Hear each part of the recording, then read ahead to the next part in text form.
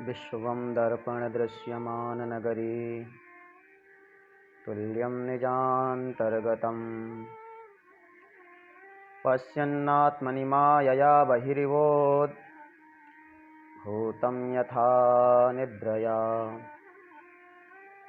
यः साक्षात् कुरुते प्रबोधसमये स्वात्मानमेवाद्वयम् पश्यन्नात्मनि मायया बहिरिवोद्भूतं यथा निद्रया यः साक्षात् कुरुते प्रबोधसमये स्वात्मानमेवाद्वयम् तस्मै श्रीगुरुमूर्तये नम इदं श्रीदक्षिणामूर्तये। ॐ नारायणं नमस्कृत्य नरं चैव नरोत्तमं देवीं सरस्वतीं व्यासं ततो जयमुदीरयेत्।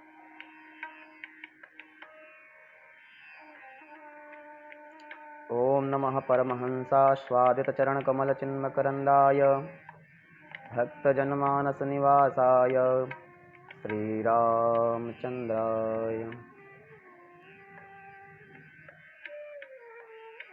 प्रिय साथियों, मित्रों,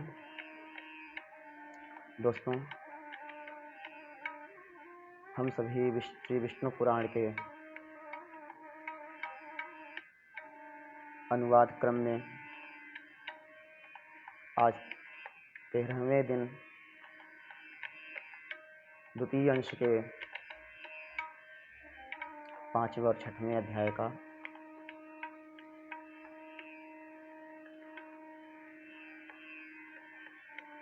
हिंदी अनुवाद श्रवण करने जा रहे हैं। उसके पहले आइए हम सभी जो भगवान नाम है उसका स्मरण करते हैं, उसका नाम लेते हैं कुछ क्षण, क्योंकि यह जो समय चल रहा है, घर बैठ करके कुछ क्षण अच्छा सुनना अपने कानों को सार्थक करें, अपने मुख को पवित्र करें, अपने मन वाणी को पवित्र करें। जैसा कि नाम महिमा, आज हम सब लोग भिन्न भिन्न नामों की महिमा को भी सुनेंगे।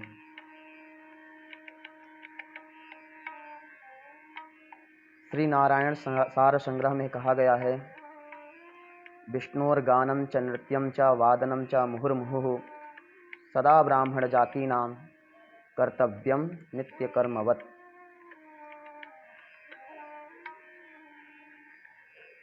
भगवान का गुणगान, नृत्य तथा बाजों का बजाना बार बार नित्य कर्म के समान ब्राह्मण जातीय मानवों को सदैव करना चाहिए,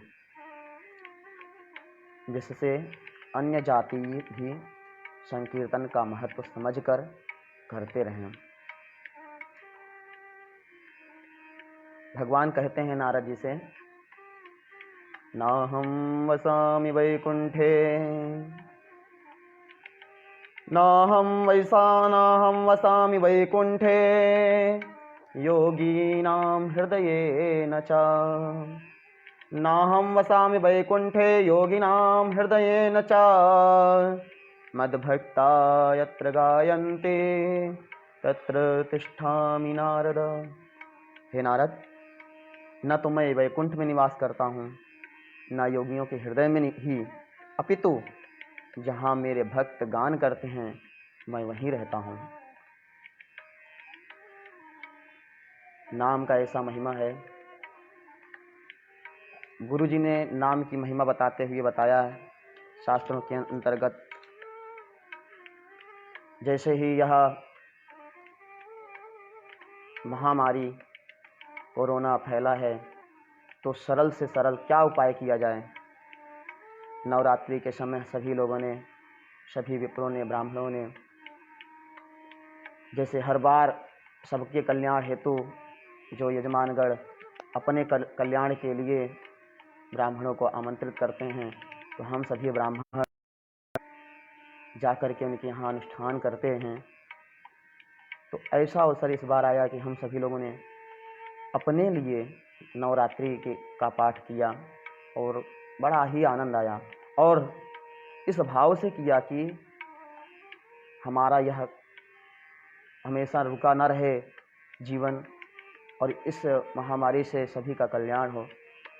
और उपासना के रूप में हम सभी लोगों ने किया। उपासना कार्य जो है गोपनीय ढंग से हम लोगों ने किया। हम मानते हैं कि बहुत सारे ब्राह्मणों ने किया, जैसे बहुत से लोग खिला रहे हैं, पर उसका कोई प्रचार तंत्र नहीं। जमीनी स्तर पर बहुत से संस्थाएं, सरकार के अलावा जो धार्मिक क्षेत्र हैं, यत्र तत्र भगवत भक्त लोग और उन संस्थानों में जो कार्यरत हैं, ये सभी लोग जहाँ जहाँ से सूचना मिलता है उनके हित के लिए वो लोग अपना योगदान दे रहे हैं। तो हमारे गुरुजी ने जो नाम की महिमा बताई, यह 3 नाम, पहले तो इस श्लोक को ही बताया। उस श्लोक को बोलने से आइए हम सभी लोग भी अपने गुरु को प्रणाम करते हुए, परम गुरु सदगुरु को प्रणाम करते हुए, माता पिता के चरणों में प्रणाम करते हुए उन भगवान का नाम लेते हैं। उसके बाद विष्णु पुराण के आज 13वें दिन द्वितीय अंश के 5वें अंश में हम लोग प्रवेश करते हैं। गुरुजी ने जो नाम बताया है उसका ये थोड़ी देर उसका पहले जानते हैं। भगवान नामोच्चारण के जो यह रोग फैला हुआ है, इस रोग उत्पाद भूत व्याधि आदि का नाश करने के लिए इस श्लोक का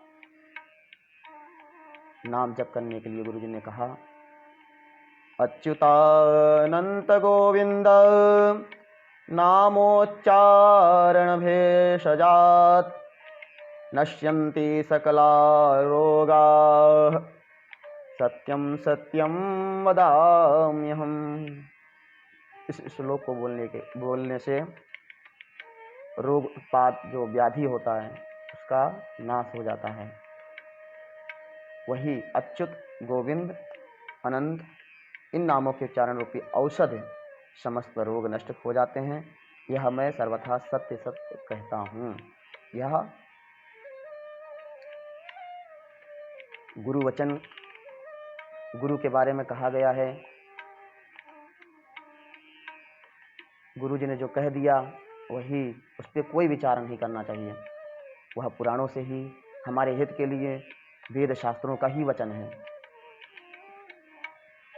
अच्युत, गोविंद, आनंद, यदि आप पूरा श्लोक नहीं बोल सकते हैं तो घर में अच्युताय नमः, गोविंदाय नमः, अनंताय नमः।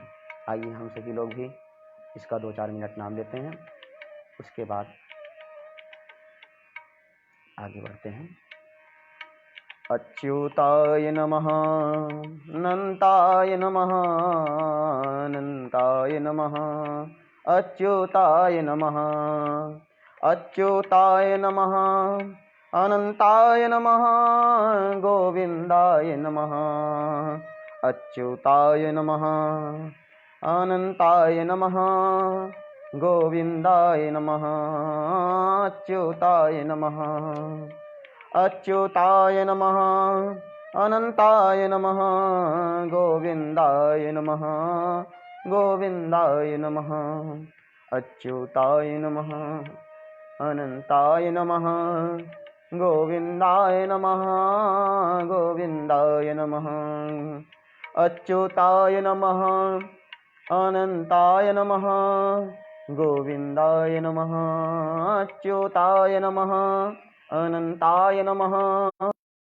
गोविंदाय नमः, अच्युताय नमः, गोविंदाय नमः, अच्युताय नमः, अनंताय नमः, गोविंदाय नमः।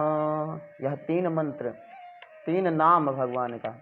वैसे तो महामंत्र के रूप में सदगुरु जी ने पहले ही बताते रहे हैं कि राम नाम से बढ़कर कोई राम से बढ़कर राम का नाम।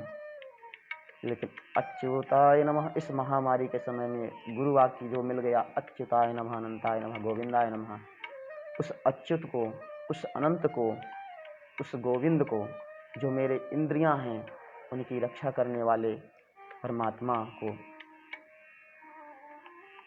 जो हमसे कभी अलग ना हो, उस अच्युत को, जो आदि से लेके कण कण में व्याप्त हैं, उस अनंत को नमस्कार करते हैं। बार बार यही नाम करते हैं, वही हमारी रक्षा करें व्याधि से, हर प्रकार के रोग से, व्याधि से। और सभी बड़ी ही रोचक बात बताने जा रहे हैं। अपने गुरु की प्रेरणा से आइए हम विप्र ब्राह्मणों से निवेदन करेंगे कि वे यजमानों के कल्याण हेतु जो कर्मकांड में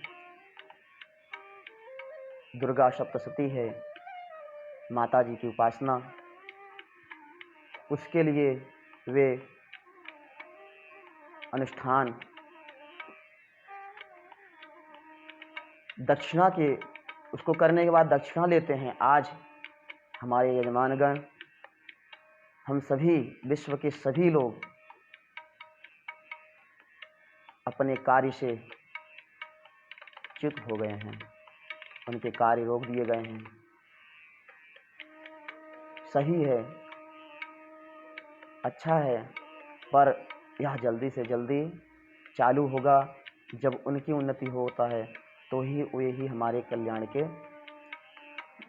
हम उनके कल्याण के लिए कामना करते हैं, हम उनके लिए अनुष्ठान करते हैं, और उसके निमित्त से हमको वे जो दक्षिणा देते हैं, उनकी श्रद्धा विश्वास भगवान में बनी रहती है। ये सिर्फ ब्राह्मणों की वजह से आज ऐसे विकट स्थिति में साक्षात जो देव के, जो तुलसी, जो गौ माता, जो ब्राह्मण वेशधारी, ब्राह्मण स्वरूप, हम सभी लोग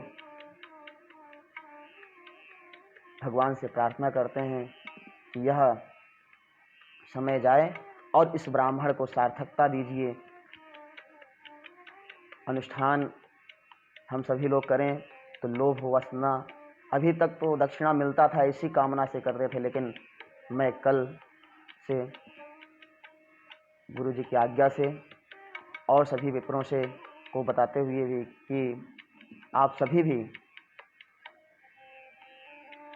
यजमानों के कल्याण हेतु निस्वार्थ भाव से अपने घर बैठ करके अनुष्ठान प्रारंभ करेंगे। इस महामारी कोरोना वायरस दूर जाए, सभी लोग अपना अपना कार्य प्रारंभ कर दें, और यह कहने का अवसर ना आए कि ब्राह्मण लोग दक्षिणा के लिए ही कर्म करते हैं।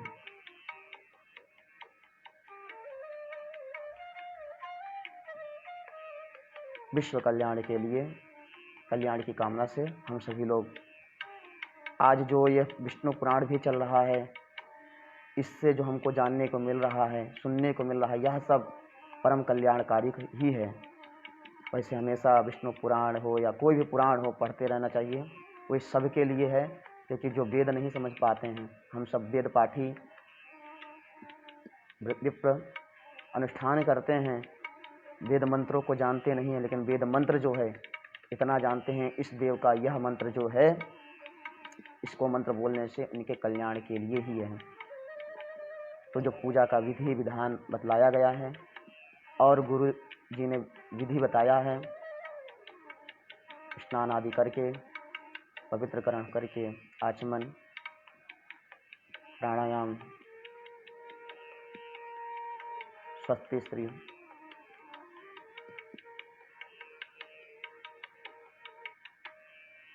भद्र सूक्त, शांति पाठ, देवताओं को नमस्कार करके, संकल्प करके संकल्प बताएंगे गुरु जी, लिखित में प्राप्त होता है। इसके बाद हम भी अनुमति लेकर के शुरू करेंगे निस्वार्थ भाव से सभी के कल्याण के लिए। अभी तक हम सभी लोग करते ही हैं। आज विष्णु पुराण का यह जो क्रम चल रहा है, इसके अंतर्गत मैं यह बात बोल दे रहा हूँ। यह अच्युताय नमः, अनंताय नमः, गोविंदाय का नाम शुरू में ही पूज्य गुरु जी के द्वारा बताया गया था, जिसका नाम जप सभी के लिए कल्याणकारक है और सभी लोगों में से अधिकांश लोगों ने जपा भी होगा, ऐसा विश्वास है।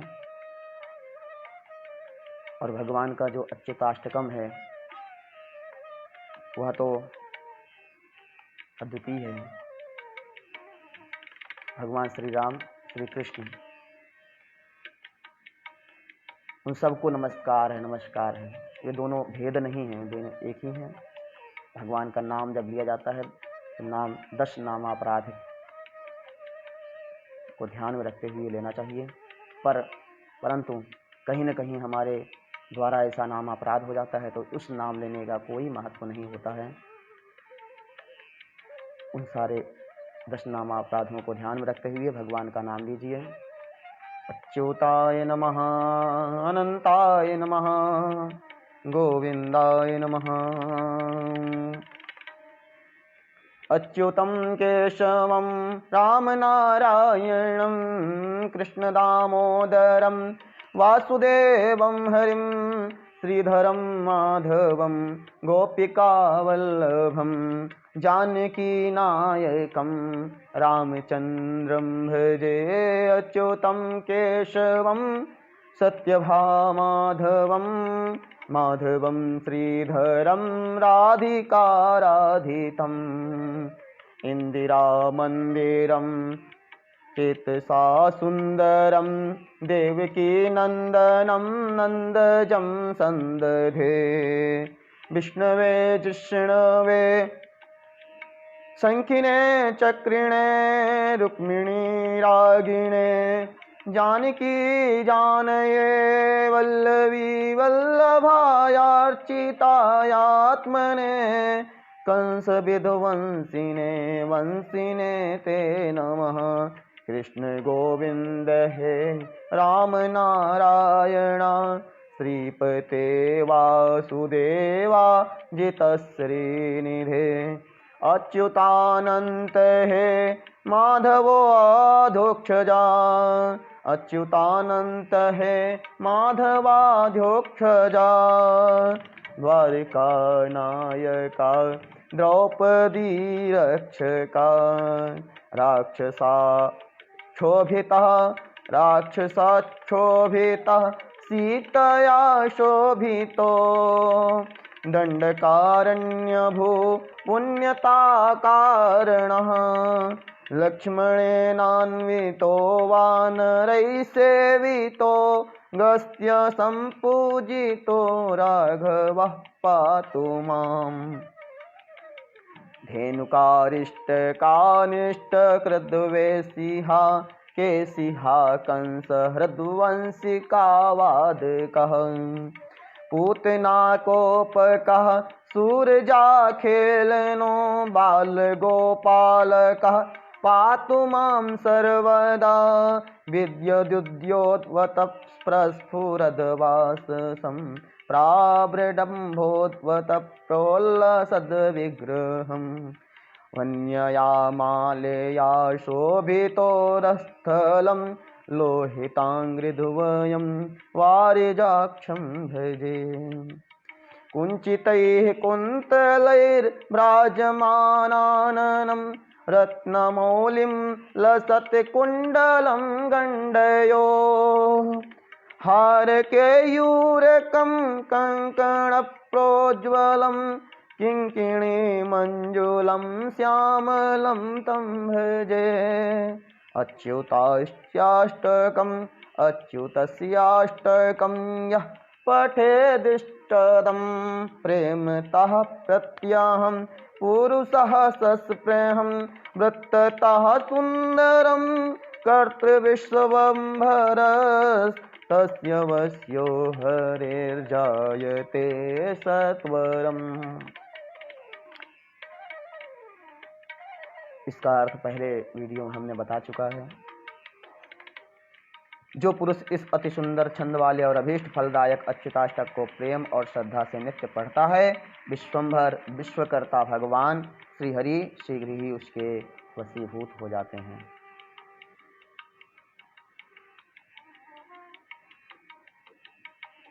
श्री राम जय राम जय जय राम, श्री राम जय राम जय जय राम, श्री राम जय राम जय जय राम, श्री राम जय राम जय जय राम, श्री राम जय राम जय जय राम, श्री राम जय राम जय जय राम, श्री राम जय राम जय जय राम, श्री राम जय राम जय जय राम। बोलिए सियावर रामचंद्र भगवान की जय, श्री द्वारिकाधीश की जय, श्री जगन्नाथपुरी धाम की जय, श्री चारों धाम की जय, श्री गंगा मैया की जय, नर्मदा मैया की जय, पूज्यपाद जगद्गुरु शंकराचार्य भगवान की जय। श्री सद्गुरु के श्री चरणों में अनंत कोटि प्रणाम करते हुए सच्चिदानंद परम ब्रह्म परमात्मा को प्रणाम करते हुए आइए हम सभी लोग श्री विष्णु पुराण में प्रवेश करें। आज विष्णु पुराण का 13वां दिन, द्वितीय अंश और 5वां 6वां अध्याय है। 5वें अध्याय में आज हम सभी लोग 7 पाताल लोकों का वर्णन सुनेंगे। श्री पराशर जी मैत्रेय जी को सुनाते हैं, कहते हैं, श्री पराशर उवाच विस्तार एषः कथितः पृथिव्या भवतो मया सप्तिस्तु सहस्राणि द्विजोच्छायोऽपि कथ्यते दशसहस्रमेकैकं पातालं मुनिसत्तमा। देखिए क्या कहते हैं श्री पराशर जी बोले, हे द्विज, मैंने तुमसे यह पृथ्वी का विस्तार कहा, इसकी कल आप सभी लोगों ने और पहले प्लक्ष आदि का वंश का वर्णन सुन रहे थे। भारत भूमि का आप लोगों ने महिमा सुना और आज 14 भुवन लोक में जो 7 पाताल लोक हैं उसका वर्णन सुनेंगे और आगे के अध्याय में 7 भूर्भुवस्वः ऊपर के जो लोक हैं उसका वर्णन सुनेंगे। आज हम लोग नीचे का वर्णन, पाताल लोकों के नाम, उनका वर्णन सुनने जा रहे हैं। तो श्री पराशर जी बता रहे हैं कि अभी तक पृथ्वी का विस्तार हमने जो कहा, उसकी ऊंचाई जो कही वह 70 सहस्त्र योजन कही जाती है। उसका ऊंचाई कितना है? 70 सहस्त्र, 70,000 योजन। हे मुनि सत्तम, अब इनके नाम सुनिए, जो नीचे के हैं उनके नाम सुनिए, पाताल लोकों के जो नाम हैं। अतलम वितलम चैव नितलम च गभस्तिमत् महाख्यम सुतलम चाग्र्यम पातालम चापि सप्तमम्। अतल वितल नितल गभस्तिमान महातल सुतल और पाताल, इन 7 में से प्रत्येक 10-10 हजार योजन की दूरी पर हैं। यह एक चुनौती है, यह एक बड़ी बात है कि विज्ञानों के लिए, जो विज्ञान को सर्वश्रेष्ठ मानते हैं उनके लिए, कि आप पुराणों में जो लिखा है उस पर आप शोध करते हैं और अंततः वह सत्य ही होता है, उसका प्रैक्टिकल करके आप उसको ला देते हैं हमारे सामने, तो हम सोचते हैं कि ये विज्ञान बहुत बड़ा है, ज्ञान छोटा है। अरे ज्ञान प्राप्त करने के लिए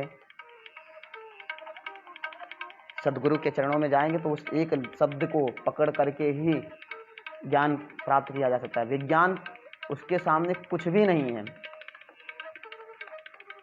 ज्ञान के माध्यम से ही व्यास जी ने, पराशर जी बता रहे हैं और व्यास जी ने उसका विस्तार करके आज हम सबके सामने पुराणों का जो है पढ़ने को मिल रहा है मूल पाठ, उसका हिंदी अनुवाद सरल से सरल मिल रहा है, जो संस्कृत में हम नहीं समझ पाते हैं विद्वानों के द्वारा। उसको पढ़ करके आप उस पर विचार मंथन कर सकते हैं। विज्ञान के लिए यह चुनौती है कि 7 पाताल लोक हैं और सब लोकों की दूरी है जो है 10-10 हजार योजन दूरी पर एक एक लोक की समाप्ति होती है। हे मैत्रेय, सुंदर महलों से सुशोभित वहाँ की भूमियाँ शुक्ल, कृष्ण, अरुण और पीतवर्ण की तथा शर्करामयी, कंकरीली, शैली पत्थर की और सुवर्णमयी हैं। हे महामुने, उनमें दानव, दैत्य, यक्ष और बड़े बड़े नाग आदि की सैकड़ों जातियां निवास करती हैं। स्वर्गलोकादपि रम्याणि पातालानीति नारदः, प्राह स्वर्ग सदा मध्ये पातालभ्यगतो दिवि। एक बार नारद जी ने पाताल लोक से स्वर्ग में आकर वहाँ के निवासियों से कहा था कि पाताल तो स्वर्ग से भी अधिक सुंदर है।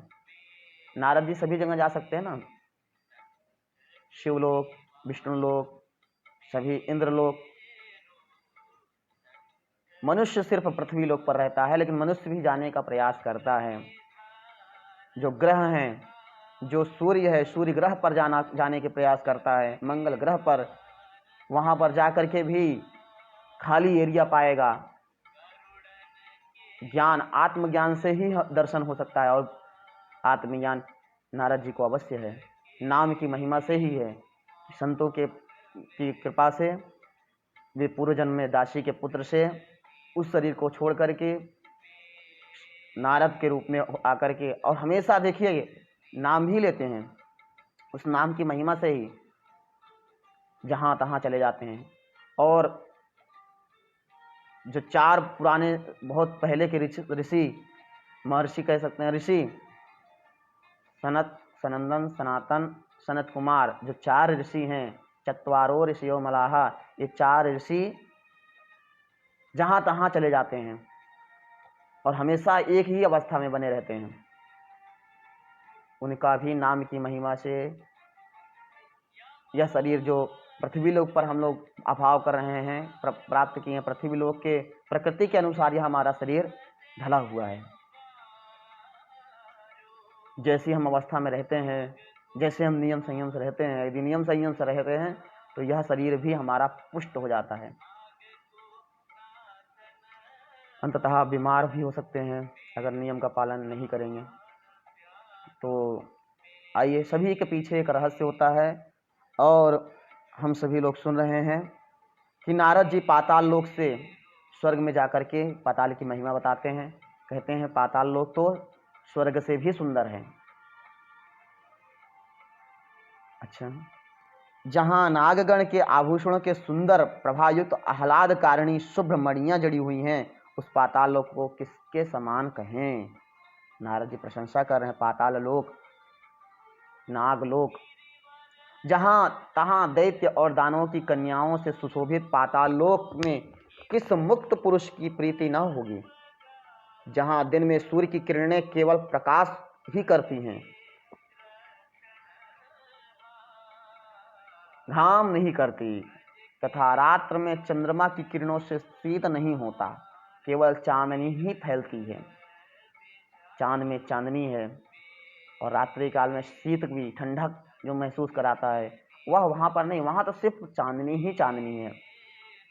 और ये जो ताप, सूर्य की किरणों से जो हम लोगों को ताप मिलता है, गर्मी मिलती है, वह गर्मी भी वहाँ पर नहीं है। वहाँ तो वही उस निकलने वाला प्रकाश का उजाला ही है बस।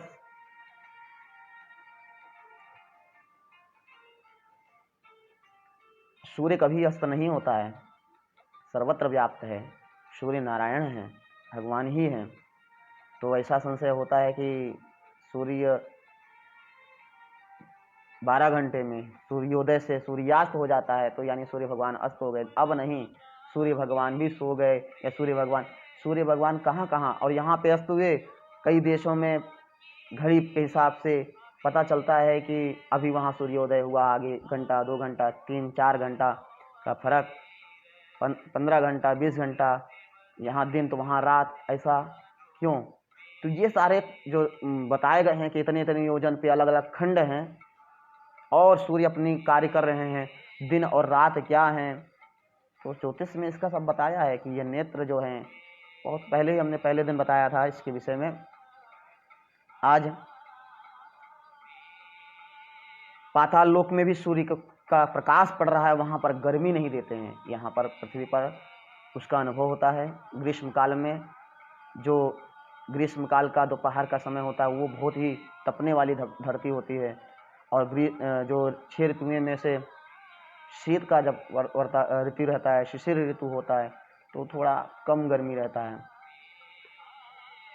लेकिन नारद जी महिमा कर रहे हैं पाताल लोक का, जहाँ दिन में सूर्य की किरणों केवल प्रकाश ही करती हैं और चंद्रमा की किरणें चांदनी ही फैलाती हैं। जहाँ भक्ष्य भोज्य और महापान आदि के भोगों से आनंदित सर्पों तथा दानव आदि को समय जाता हुआ भी प्रतीत नहीं होता। भक्ष्य अभक्ष्य, मनुष्य जो है उसको अभक्ष्य होना चाहिए, और जो भक्षी जीव हैं, मनुष्यता, मनुष्य कहने लायक, बिना पूंछ के भी मनुष्य तभी है जब वह मनुष्य का कार्य करता है। अन्यथा कार्य ऐसे करते हैं तो बिना पूंछ के भी जानवर हैं। सुभाषित श्लोक में कहा गया है, आहार निद्रा भय मैथुनं च समानमेतत् पशुभिर्नराणाम धर्मो हि तेषाम् अधिको विशेषो धर्मेण हीनः पशुभिः समानः। धर्म के बिना मनुष्य भी पशु के समान है। यदि धर्म के बारे में जानता होगा, अपने बारे में जानता होगा, धर्म यदि जान गया तो अपने आप को वह शुद्ध बुद्ध सरल कर देगा, सत्वमय कर लेगा, फिर वह मनुष्य है। अन्यथा तो धर्म ही नहीं जानता, अपने आप को, नियम संयम को नहीं जानता, तो वह अनर्थ करता है। और जैसे जानवर भी ठीक हैं, जानवर का भी अपना नियम पता नहीं होता है, लेकिन जैसा उनको कहते हैं ना, अक्ल बड़ी या भैंस, ये तो कहावत है, आप सभी लोग कहावत सुने ही होंगे, अक्ल बड़ी या भैंस, तो बुद्धि बड़ी या और भी बहुत सारी चीज़ें हैं। गुजराती में कहते हैं, कड़थी थाय ते बढ़ती ना थाय। जो अकल से हो जाता है वह बल से नहीं होता है। भैंस जो है बड़ी है, बलशाली है, लेकिन मनुष्य जो है अक्लवान है, बुद्धिमान है, वह भैंस को बांध लेता है, बाघ को कब्जे में कर लेता है, शेर चीता आदि को भी कब्जे में कर लेता है, सर्पों को, जो सर्प इतने तेज होते हैं, तो वह अपने अक्ल से, बुद्धि से सर्प पकड़ने वाले मुरली वाला जैसे बुद्धिमान लोग उसको पकड़ लेते हैं सरलता से, सहजता से, और फिर उसके बाद वे उसको ले जाकर जंगल में छोड़ देते हैं। अच्छा, सब चतुराई उसमें निपुण नहीं होते हैं, कोई कोई वाला ही होता है, तो हम सभी लोग देखते ही हैं। तो उसी तरह यह सुभाषित में भी बताया गया है, जो कि मनुष्य की लक्षणता, विद्या की, ज्ञान का, संत का और नियम सभी का, आलस्य का, ये सारे सुभाषित सुंदर सुंदर श्लोक लिखे गए हैं।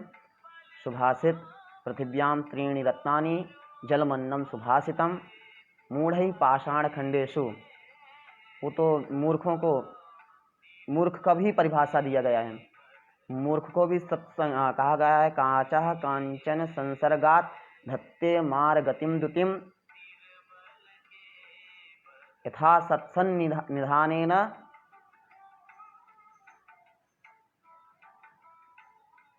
कांच काचः कांचन मणि और कांच का बना हुआ टुकड़ा दोनों के संग से चमकने लगता है, कांच भी चमकने लगता है। ऐसे ही जो मूर्ख लोग हैं सज्जनों के संग से, सज्जन को मूर्ख संग नहीं करना चाहिए, लेकिन मूर्ख जो होता है अपने आप को कमजोर होता है, वो बुद्धिमान का संग करना चाहिए। मैं कमजोर हूँ, वह मूर्ख का मतलब ये नहीं कि मूर्ख एक होता है, मूर्ख का भी लक्षण है, सुभाषित के अंदर सब इसका लक्षण आता है, बताएंगे मूर्ख का क्या लक्षण है। और हमें लगता है कि बहुत से लोगों को जानते हैं, सुनते ही रहते हैं, जैसे सुभाषित में लिखा है। आज हम यहाँ पर सुन रहे हैं नारद जी के द्वारा पाताल लोक का महिमा। नाग, भक्ष्य और अभक्ष्य, जो भक्ष्य वस्तु है वो जीव खाते हैं, सांपों का नाम बता रहे हैं कि उनके लिए भी सर्पों के दानवादि को भोज्य महापान आदि के भोगों से आनंदित सा प्रतीत होता है, वो उनमें प्रतीत है, मग्न है। जैसे देवता लोग भी अपने नृत्य अप्सराओं के साथ आनंदित का अनुभव करते हैं, और मनुष्य लोक में भी जो धर्मनिष्ठ कर्मनिष्ठ साधु संत हैं, जगह जगह अपने सुंदर वचनों से, ज्ञान मार्ग से भक्त लोग नाम की महिमा गाते हुए, यह पहले ही हमने इस श्लोक में बता दिया था कि ब्राह्मणों को सत्संकीर्तन करते रहना चाहिए। हम लोग करते रहेंगे तो हम लोगों को करते हुए देख दूसरे लोग भी करेंगे, जिसकी बहुत बड़ी महिमा है। तो सबको अपने अपने रुचि अनुसार सब कर्म करते ही रहते हैं, आनंद का अनुभव करते हैं। तो बहुत से लोग टिकटॉक आदि और लाइक आदि जो ऐप हैं उसमें भी आनंद का अनुभव करते हैं। कोई वीडियो बनाकर के आनंद का अनुभव करता है, तो कोई उसको देखकर अनुभव करता है। तो कुछ इतना कला होता है, वही कला है कि कोई अपने कला से बढ़िया सा बढ़िया संदेश देता है, कोई हंसाने का प्रयास करता है, हंसाने के लिए अपने आप को मजाक बना लेता है, लेकिन वह लोगों को हंसाता है, लोगों के दिल में बैठ जाता है। वे सब लोग कलाकार हैं। तो उसमें भी लोग आनंद सभी लोग लेते ही रहते हैं। तो उससे ऊपर उठ करके हम सभी लोग अपने जीवन को सार्थक करें। और यहाँ पर पाताल लोक में बताते हैं नारद जी, जहाँ सुंदर वन, नदियाँ, रमणीय सरोवर और कमलों के वन हैं, जहाँ नर कोकिलों को सुमधुर कूक गूंजती है एवं आकाश मनोहारी है। ऐसा पृथ्वी पर भी है, लेकिन पाताल लोक में भी बता रहे हैं। और हे द्विज, जहाँ पाताल निवासी दैत्य, दानव एवं नागगण द्वारा अति स्वच्छ आभूषण, सुगंधमय अनुलेपन, वीणा, वेणु आदि मृदंग आदि स्वर तथा तूर्य, ये सब भाग्यशालियों के भोगने योग्य और भी अनेक भोग भोगे जाते हैं। स्वर में जाकर के नारद जी बता रहे हैं। अब आप सोचिए कि पाताल लोक में इतनी सुंदर व्यवस्था है, इतने सुंदर से लोग रहते हैं, लेकिन उससे बेकार तो ये पृथ्वी लोक की महिमा तो बहुत ज़्यादा है, लेकिन पृथ्वी लोक में यत्र तत्र लोग गंदगी फैला के रख दिए हैं। जबकि यह भारत जो है, जिन राजा महाराजा के नाम से यह भारत आर्य समाज से जो 4 वर्ण, जो यह सृष्टि बनी, उस परंपरा को आगे बढ़ाने के लिए धर्मशास्त्र जो उपदेश देते हैं उस अनुसार जीवन जीते हुए मनुष्य जन्म लेता है और अपने अपने सृष्टि को बढ़ा रहा है। और देखने को ये मिलता है, करना तो वही चाहिए, ब्राह्मण के पुत्र को ब्राह्मणत्व का ही कर्म करना चाहिए, पर अब धन का महत्व, धन का अर्थात पैसे का महत्व देकर वह समाज में जो दुकानदार है वो अपने पुत्र को दुकान में लगा देता है, जो पंडित है वो अपने पुत्र को पंडिताई ही पढ़ा देता है, जो सुनार है उसका सुनार वाला व्यापार उसका पुत्र ऐसे संभालने लगता है। तो वो वही संभालना, वही करना ही चाहिए, पर योग्य हो जाएगा। यदि सुनार का बेटा पढ़ रहा है, 1 से 10वीं तक पढ़ा, 12वीं पढ़ा, उसका टैलेंट और अच्छा है, तो वह तो फिर सुनार वाला कौन संभालेगा? यदि एक ही पुत्र है और जो स्वर्णकार भाई हैं, जिन्होंने अपने जीवन भर की पूंजी अपने कला, स्वर्ण कला, और उनका भी ग्राहक जो हैं सोने लेने आते हैं तो उनको डिजाइन बना बना के दे रहे हैं। यदि उन्होंने अपने पुत्र को डिजाइन बनाना नहीं सिखाया और IAS PCS कलेक्टर की पढ़ाई कराई, तो हो सकता है पैसा उसमें अधिक मिलेगा, लेकिन आपका सोने वाला कला कौन सीखेगा? यदि पंडित भाई ने अपने पुत्र को पंडिताई नहीं पढ़ाई और बढ़िया से बढ़िया कॉन्वेंट स्कूल में डाल करके अंग्रेजी सिखा दिया, अंग्रेजी मास्टर हो गया, तो अंग्रेज में जा करके कहीं ऊपर ऊंची पोस्ट हो जाएगा, तो इस वेद शास्त्र को पढ़ने वाला कौन होगा? और ये सारी चीज़ें हैं, लेकिन वैसे नहीं करना चाहिए। लेकिन लोग पैसा देख करके जो भी कर रहे हैं, जो नाम मात्र के अब रह गए हैं और कर रहे हैं, जो फिर भी ब्राह्मण, ये सारी सृष्टि ऐसे नहीं जाने वाली। हाँ, परेशानी होगा। लोग देखिए, एक आज मैं भी एक बात आप लोगों को बताने जा रहा हूँ, आप लोगों ने भी देखा होगा। भगवान निराकार स्वरूप शिवलिंग, शिव जी, महादेव, उन पर दुग्ध का अभिषेक जब करते हैं तो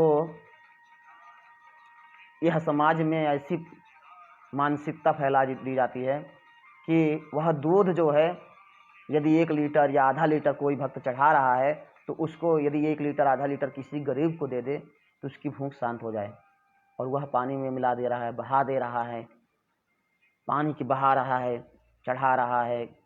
उसको न श्रद्धा है भगवान के ऊपर, न वह कभी चढ़ाता है। वह ऐसी जब उपदेश देता है और वही इस सनातन को भ्रष्ट करने के लिए कोट टाई पहने हुए यह संविधान का एक ही जो संविधान बना दिया गया है, हम सभी लोगों को सच में हमारा सभी का संविधान मानना चाहिए। सभी मानव मात्र का संविधान जो है मनुस्मृति है, धर्मशास्त्र हैं, वेद पुराण हैं, साधु संत हैं, नागा हैं, जो कोई धर्म के लिए भी धर्म सैनिक हैं, उसकी फिर से ज़रूरत है। और जो मनुष्य जो आज देश की रक्षा कर रहे हैं, जो सैनिक सिपाही हर घर से गए हैं, किस जाति से किस वर्ण से आए हैं वैसा नहीं जाकर, लेकिन सभी वर्ण के उसमें लगभग लोग जाते हैं और वह जाकर के जो धार्मिक होते हैं, जो अपने परंपरागत, मैंने ऐसे सिपाही की भी पोस्ट देखता हूँ हैं पुलिस में, परंतु धर्म कर्म के मामले में बहुत ज़्यादा ज्ञानी, देश की सेवा करते हुए ऐसे ऐसे वक्तव्य, ऐसे ऐसे वचन लोगों को सही दिशा देते रहते हैं। तो वो सिपाही होते हुए भी, लेकिन उनका काम ये नहीं था, वह काम क्षत्रियों का था। लेकिन क्षत्रिय लोग भी अपने काम से विमुख हुए होंगे, नहीं गए होंगे, आज वैश्यशाला की ओर गए होंगे, ये शराब वराब पीने लगे होंगे। कहीं सभी एक जैसे नहीं है ना, हर समाज में सभी लोग एक दूसरे का कार्य करते हुए भटक गए हैं।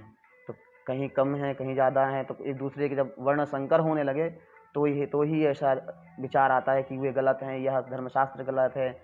और आज हम जो बात बताने जा रहे थे वह अम्बेडकर, भीमराव अम्बेडकर की 2 दिन पहले ही जन्म जयंती आई और मोदी जी 10 बजे आए और 7 वचनों के साथ एक वैदिक वचन बोलते हुए सबसे पहले तो उन्होंने बताया कि यह जो लॉकडाउन है हम सभी लोगों ने पालन किया, आज इनकी जन्म जयंती का हम लोगों ने सम्मान रखा, संविधान सम्मान रखा, बड़े ही संयम से, नियम एकदम आराम से उन्होंने हम सभी लोगों को बताया, करोड़ों देशवासियों को नमस्कार किया। तो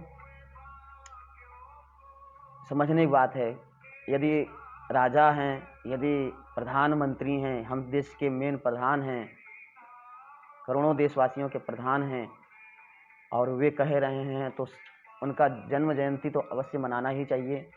हम तो कहते हैं मोदी जी का भी जन्म जयंती है तो उनका भी जन्म जयंती मनाना चाहिए, पर इस तरह अपमान नहीं करना चाहिए। भगवान राम को छोड़ करके, भगवान शिव को छोड़ करके दूध का कैन उठाने वाला चंद्रशेखर एक शहीद हो गए, पंडित चंद्रशेखर, और आज एक चंद्रशेखर जो भीम आर्मी का अध्यक्षता करता है और हमारे ही हिंदू भाइयों को भ्रमित करता है, भगवान से विमुख कर देता है। बहुत सारे उन लोगों को भी उनकी भी मानसिकता बन जाती है। अभी तो ऐसा देखने को मिलता है, जो दलित भाई, दलित शब्द इसलिए कह रहा हूँ क्योंकि आज दलित ही शब्द हो गया। शूद्र से जो चमड़े का काम करते थे, जो चमड़े का काम करते थे उनको चमार नाम से जाना जाता था। वे शूद्र से हम लोग अस्पृश्यता न बने, उनके पास जो विषाणु हैं वह हम लोगों में वायरस के रूप में न फैले, हम लोग उससे दूरी बनाए रहते थे। उनके स्पर्श होने से स्नान करना ही समझते हैं कि वे लोग जो कर्म करते थे, आज वे उनका कर्म सबसे ज़्यादा बंद हुआ और वे दूसरे लोग आकर के अब तो लोग नरभक्षी भी हो गए।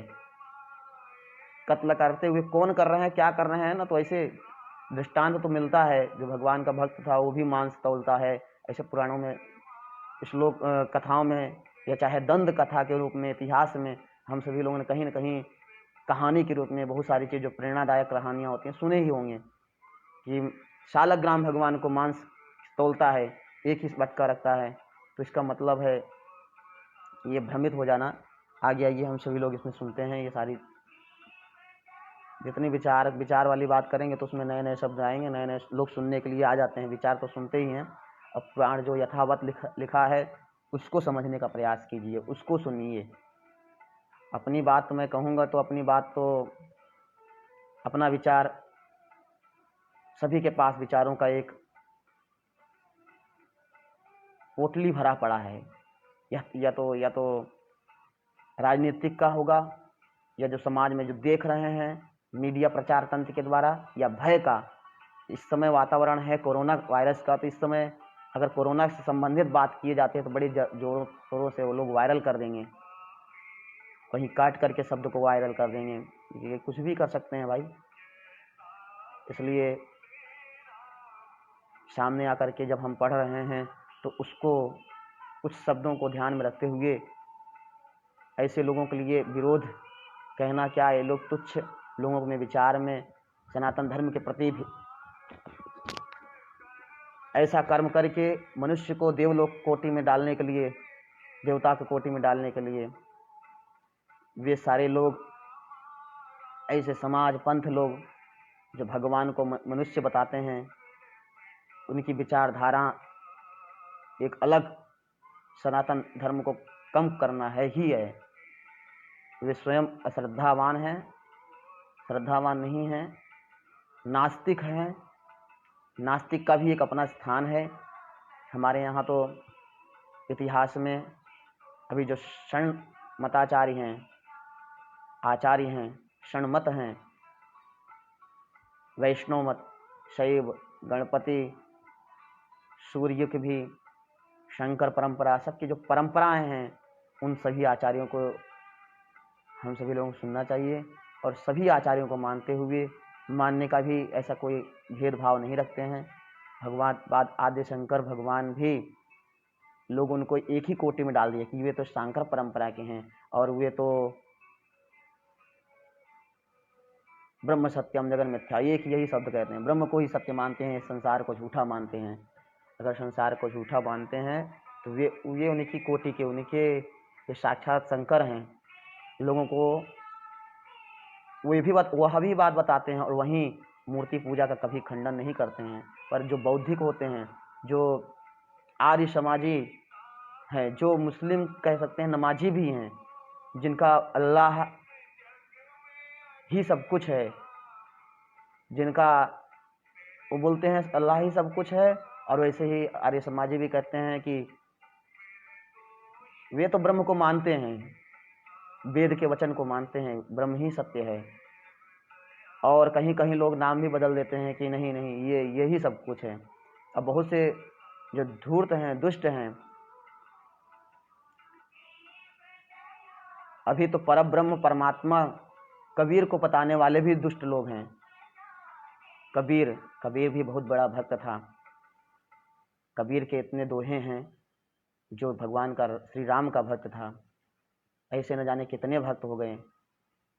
कहते हैं वेद, और अभी तो जो अंदर जेल में बंद हैं रामपाल, उनके अनुयायी, वे लोग भी रामपाल को सदगुरु एवं कबीर को भगवान मानते हैं, सोचते हैं, पर यह सब गलत है।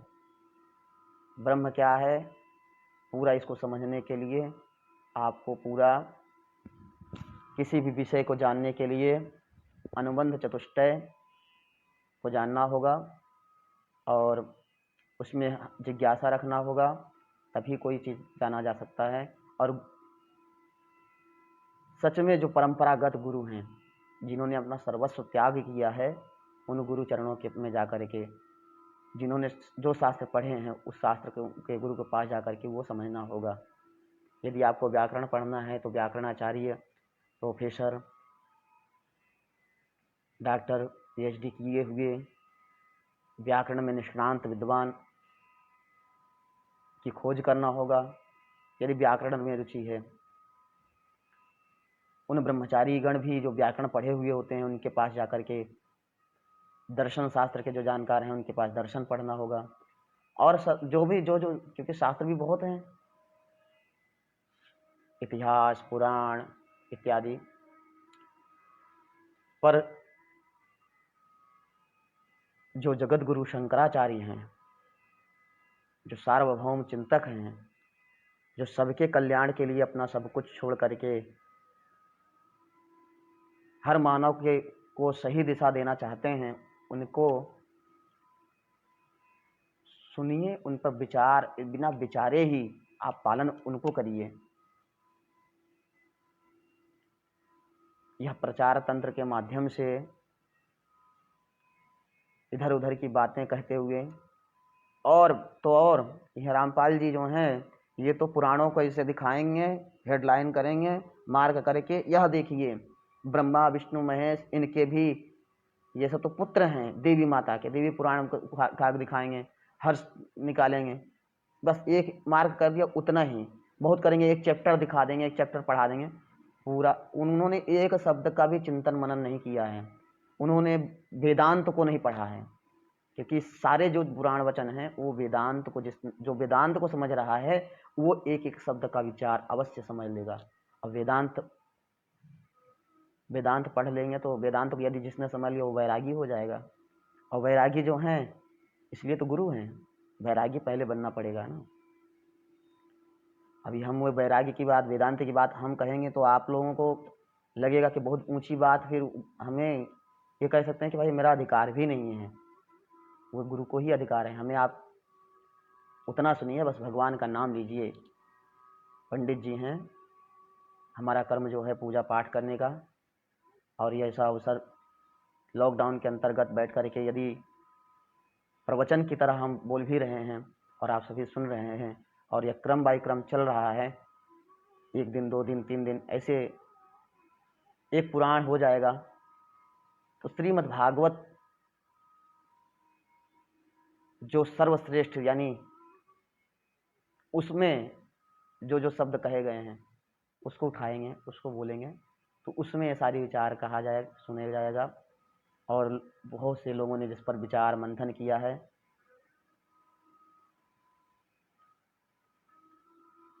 सतत कितने, गीता को ही ले लें, छोटी सी गीता कहते हैं ना, गीता में 700 श्लोक हैं, 18 अध्याय, वह गीता के ऊपर ही भगवत्पाद आदि गुरु शंकराचार्य जी ने भाष्य लिखा है। भगवान शंकर ने आकर के उसका भाष्य किया है, और शंकराचार्य लोग भगवान वही विष्णु सहस्त्र नाम शंकर, जो अद्वैत जो कहते हैं ना, अद्वैत हैं, अद्वैत के साथ साथ द्वैत भी हैं, किसी को बुरा नहीं कहते हैं, वैष्णवों को, किसी को भी, सब। और सभी लोगों ने जो द्वैत हैं, सच में जो द्वैत परंपरा, जो कृष्ण को ही मानने वाले हैं, जो राम को ही मानने वाले हैं, वे सभी लोगों ने कहा कि एक ऐसे ही शंकर परंपरा है। वे भी पंचदेवों को मानने वाले हैं, पंचदेव उपासना को मानने वाले हैं, सनातन वही है, वे सब सनातन ही हैं, क्योंकि वो भी किसी में भेद नहीं रखते। परम वैष्णव जो होते हैं, परम वैष्णव भक्त, वे एक ही समान सबके अंदर देखते हैं। श्री राम मैं सब जग जानी, करहूँ प्रणाम जोरी जुग पानी। जिनके महंत होते हैं, बहुत विरल होते हैं, संत एकदम सरल होते हैं, वे भी, उनके पास भी आप जाएंगे, सुनेंगे तो भगवान की जितनी लीला हो अधिक से अधिक बता देंगे उनको। भगवान के कारण करुणा वरुणालय जो भगवान राम है, राम कौन है, उन जो अनुभव है वो सब बताएंगे।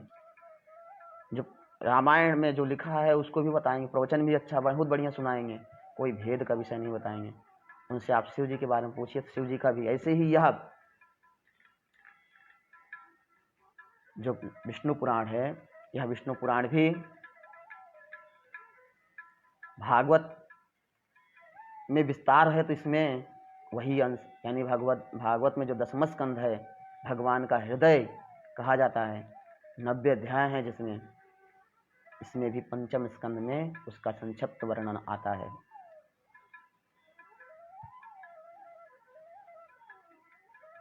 यह पूरा जब विष्णु पुराण हो जाएगा तो इसमें जो हम लोग जानकारी मिलेगी, लास्ट दिन इसके ऊपर चर्चा विचार किया जाएगा।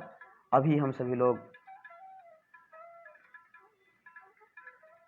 भगवान नाम के महात्म्य का वर्णन सुन रहे हैं। नरकों का अभी वर्णन चल रहा है, जिसमें नारद जी जाकर के देवलोक में यह सारी बातें सुना रहे हैं। पाताल लोक की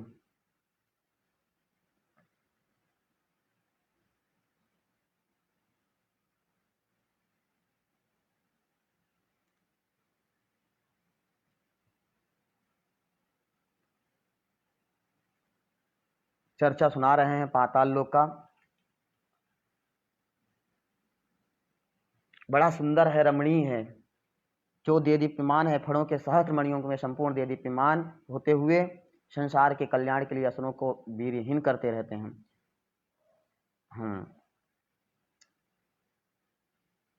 जिन देवर्षि पूजित देवगण सिद्धगण अनंत कहकर बखान करते हैं, वे अति निर्मल स्पष्ट स्वस्तिक चिन्हों से वशीभूत तथा सहस्त्र सिर वाले हैं। अनंतम वासुकीम, एक नाम अनंत सांप का भी है, शेषनाग का भी है, पृथ्वी का भी नाम अनंत नाम है। अनंताय नमः, धरायै नमः, भूमि कूर्माय नमः, भूमियै नमः, कूर्माय नमः, अनंताय नमः। तो ये सारे नाम एक ही वस्तु का कई नाम, और एक वस्तु का कई नाम, एक वस्तु का कई नाम और एक नाम का कई अर्थ। शब्दानाम अनेक अर्थाः, एक शब्द के कई अर्थ भी हो जाते हैं। तो यहाँ पर जो अनंत हैं वो बखान कर रहे हैं, नारद जी बखान कर रहे हैं देवलोक में जाकर के, कि जो पाताल लोक है, उस पाताल लोक के में रहने वाले सभी नागगण, फण में जिनके मणि चमक रही है, वे सब अनंत कर जिनका बखान किया जाता है, वे निर्मल स्पष्ट स्वस्तिक चिन्हों से वशीभूत सहस्त्र सिर वाले हैं। सहस्त्र मणियों से संपूर्ण दिशाओं को देदीप्यमान करते हुए संसार के कल्याण के लिए समस्त असुरों को वीर्यहीन करते रहते हैं। मद के कारण अरुण नयन, सदैव एक ही कुंडल पहने हुए तथा मुकुट और माला आदि धारण किए हुए, जो अग्नियुक्त श्वेत पर्वत के समान सुशोभित हैं। मद से उन्मत्त हुए जो नीलांबर तथा श्वेत हारों से सुशोभित होकर मेघमाला और गंगा प्रवाह से युक्त दूसरे कैलाश पर्वत के समान विराजमान हैं, जो अपने हाथों में हल और उत्तम मूसल धारण किए हैं तथा जिनकी उपासना शोभा और वारुणी देवी स्वयं मूर्तिमती होकर करती हैं। कल्पांत में जिनके मुख से विषाग्नि शिखा के समान देदीप्यमान संकर्षण नामक रुद्र निकलकर तीनों लोकों को भक्षण कर जाता है। सारी कथाएं एक दूसरे से जुड़ी हुई हैं। यहाँ रुद्र का भी आया कि जिनके मुख से निकलता है वह पाताल लोक में ही है। आज पाताल लोक का हम लोग वर्णन सुन रहे हैं, 7 पाताल लोकों के वर्णन, जहां पर नारद जी इसका बखान कर रहे हैं कि वह समस्त देवगण वंदित शेष भगवान अशेष भूमंडल को मुकुटवत धारण किए हुए पाताल तल में विराजमान हैं। उनका बल वीर्य प्रभाव स्वरूप तत्व और आकार देवताओं से भी नहीं जाना और कहा जा सकता। हम लोगों को अभी अभी पता चला, अभी अभी हम सभी लोगों ने सुना कि जिनसे रुद्रलोक भी प्रकट आकर नरसंहार कर देते हैं, तीनों लोकों का भक्षण कर जाते हैं, शंकरषण नामक रुद्र शेषनाग के द्वारा। और अभी अभी हम सभी लोगों ने सुना कि पाताल लोकों के वर्णन में यही सब सुन रहे हैं कि वे भी देदीप्यमान है, इनका वर्णन स्वर्ग में भी नहीं किया जा रहा है। ऊपर जो स्वर्ग, भूर्भुवः स्वर्ग आदि लोक हैं, वहां पर जाकर के नारद जी बता रहे हैं, तो वहां पर भी नहीं। और लास्ट में बता रहे हैं कि इसका वर्णन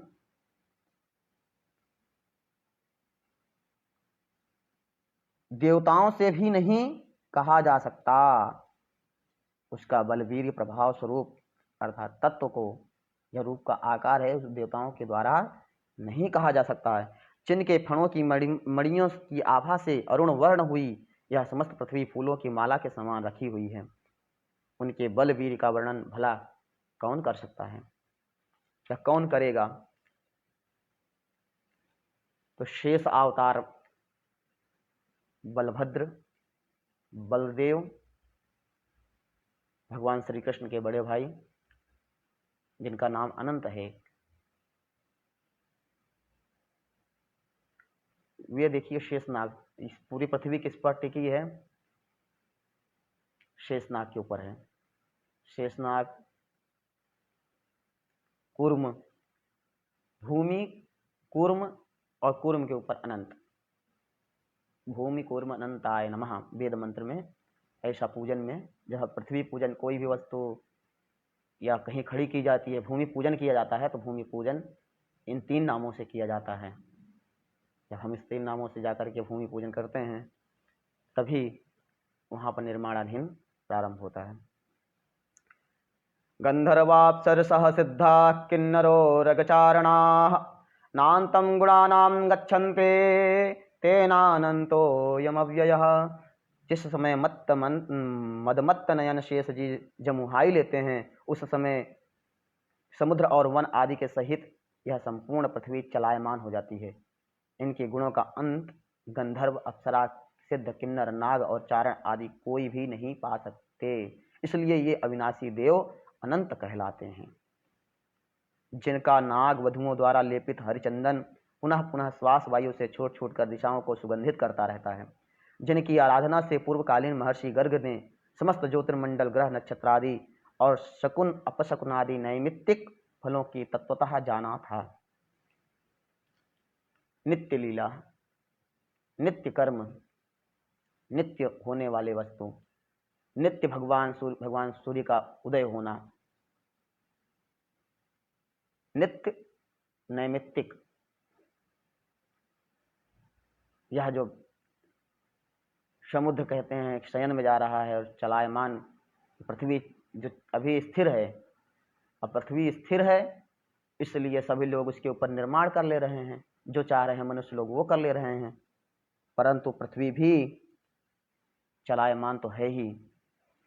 एक बड़ा नाव होता है, उस नाव में, उस नाव के अंदर बड़े बड़े बिल्डिंग खड़े कर दिए जाते हैं, जबकि उस समुद्र के अंदर बड़े बड़े नाव, जलचर, थलचर, स्थलचर जो भी हैं, बड़े बड़े आकार वाले के अंदर उसको छोटी सी, इतना बड़े शरीर में यदि चींटी चढ़ जाए तो कहाँ पर है, गुदगुदी लगेगा, जब काटेगी तब फुलाएगा, वैसे पता नहीं चलेगा हमारे शरीर के कपड़े के ऊपर चल रहा है, कहाँ पर है। इस तरह यह शरीर, ये पृथ्वी बहुत बड़ी है और इसमें हम सब लोग छोटा सा छोटा, ये सब बड़ा बड़ा बिल्डिंग हम लोगों के लिए बहुत बड़ी बड़ी बिल्डिंग लग रहे हैं। अब थोड़े ऊपर एरोप्लेन से जाकर के देखते हैं तो छोटा सा दिखता है, इसमें खड़ा हुआ मनुष्य दिखता ही नहीं। बड़े बड़े जो बिल्डिंग हैं, सैटेलाइट से जब देखा जाता है तो वह भी छोटा छोटा ही दिखता है। और नित्य नैमित्तिक कर्म जो हम लोग करते हैं, नित्य कर्म करते हैं, नैमित्तिक कर्म भी किया जाता है, किसी निमित्त से किया जाता है कि हमारे यहाँ लालो का जन्म भयो है, तो लालो का जन्म जायो है तो भगवान सत्यनारायण को कथा सुननो है और सत्यनारायण की कथा करनो है, और संकीर्तन, नाम संकीर्तन, सुंदर कांड बैठाना है, कुछ भी करना है। और प्रायश्चित। प्रायश्चित इस निमित्त से हमने संकल्प किया था श्रीमद् भागवत बैठाना है, इसलिए करना है, किसी के मोक्ष के लिए करना है।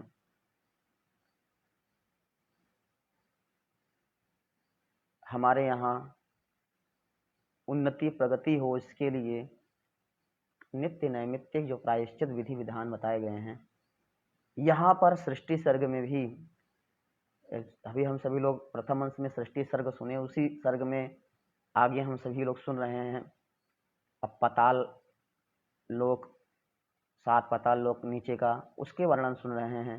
तो उसमें भी नित्य नैमित्तिक बात आ रहा है। प्रायश्चित भी बात तभी आएगा जब मनुष्य लोक का आ जाएगा, प्रायश्चित करने का विधान आगे अवश्य आएगा। आगे कहते हैं कि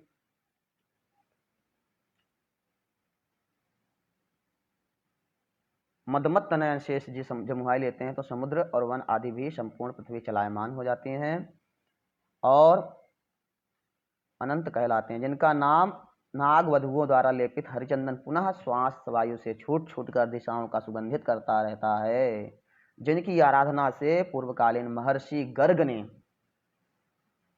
गर्ग का नाम आप सभी लोगों ने सुना होगा, गर्गाचार्य,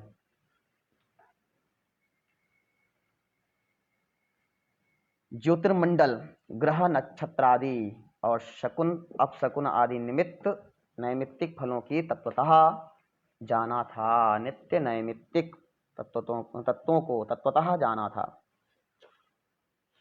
उन नागश्रेष्ठ शेष जी ने इस पृथ्वी को अपने मस्तक पर धारण किया है, जो स्वयं भी देव और असुर और मनुष्यों के सहित संपूर्ण लोकमाला, लोकमाला अर्थात पाताल आदि समस्त लोकों को धारण किए हुए। लोकमाला है 14, भगवान के लिए तो माला ही है ना। विश्व विराट पुरुष जो हैं उनके लिए तो 7 पाताल लोकों को तो उनके चरण, सहस्र शिरखा सहस्राक्ष सहस्रपात, उनके हजार हजार नेत्र हैं, उनके पैर में, उनके मुख में ब्राह्मण का वास, मुखम ब्राह्मणोस्य मुखमासीत्, ब्राह्मणोस्य मुखमासीत् बाहुराजन्यः कृतः ऊरु तदस्य तद वैश्यः पद्भ्यां शूद्रो अजायत, नाभ्या आसीदंतरिक्षगुं शीर्ष्णोर्द्यौः समवर्तत।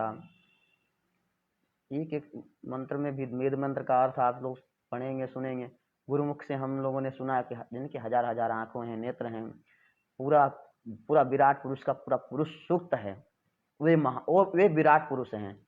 उस विराट पुरुष को, उस परम ब्रह्म परमात्मा को, जो मानव लीला करने के लिए मानव को कैसे जीना चाहिए, रामायण जिसका राम पूरा शरीर अयण, पूरा रामायण रामचरितमानस गोस्वामी तुलसीदास जी महाराज परम वैरागी संत ने, जिन्होंने लोक को समझने के लिए बहुत से गूढ़ गूढ़ अर्थ को सरल से सरल अर्थ में लिख दिया, दोहा चौपाई के रूप में, छंदों के रूप में। और वह राम कथा 9 दिन क्या आपके जीवन के अनंत काल चलते रहे तो भी वह भगवान हरि अनंत हरि कथा अनंता चलता रहेगा।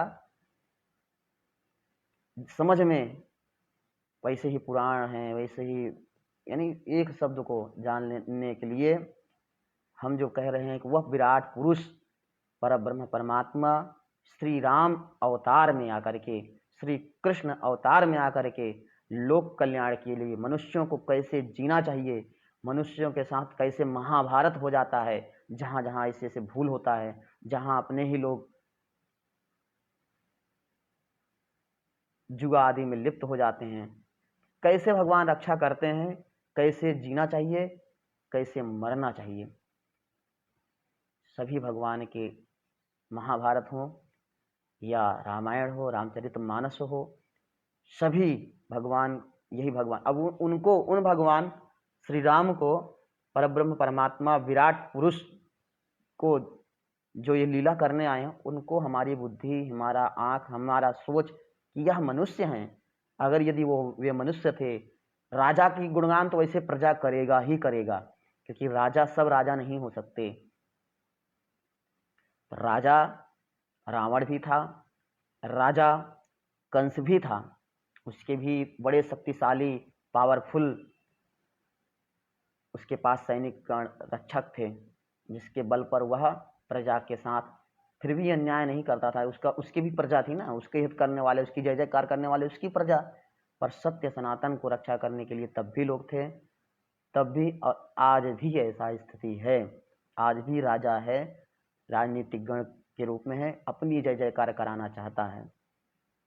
और यदि हम लोग विचार करें तो आज भी वह विराट पुरुष मानव के रूप में भी आज भी हैं, एक रूप में नहीं तो चार रूप में नहीं तो अनंत रूपों में हैं। कई कारण होते हैं भगवान के आने के।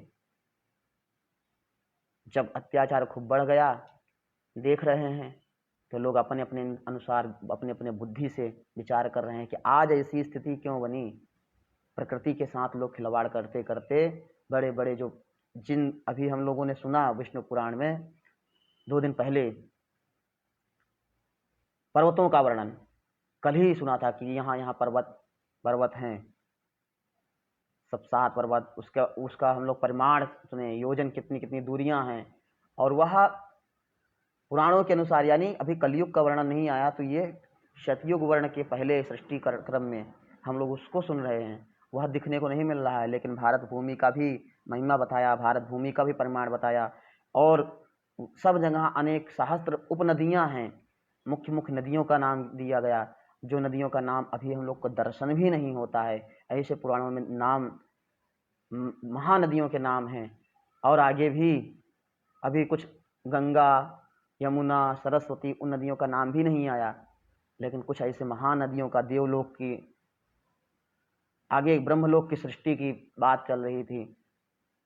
और वैसे पर्वतों का, वैसे वृक्षों का, मारिस से भी जो उत्पन्न हुआ, वृक्षों से जो उत्पन्न हुई सृष्टि, वह सृष्टि का भी लोग आज का उसको मिटाता है। तो ऐसे प्राकृतिक आपदा, और चाहे वैज्ञानिक द्वारा उपचार द्वारा, चाहे एक छोटा सा जिसका कोई उपचार नहीं है, ऐसा कह करके फिर भयान्वित हो जाते हैं। आगे आते हैं, बात आगे है, अभी पूरा होने वाला है यह 5वां अध्याय। आज 5वां और 6वां अध्याय है। तो पाताल लोक में हम सभी लोग जो सुन रहे हैं कि गंधर्व, अप्सरा, सिद्ध, किन्नर, नाग और चारण आदि, इसको कोई भी नहीं पा सकते, इसलिए वे जो अविनाशी हैं वे ही अनंत हैं।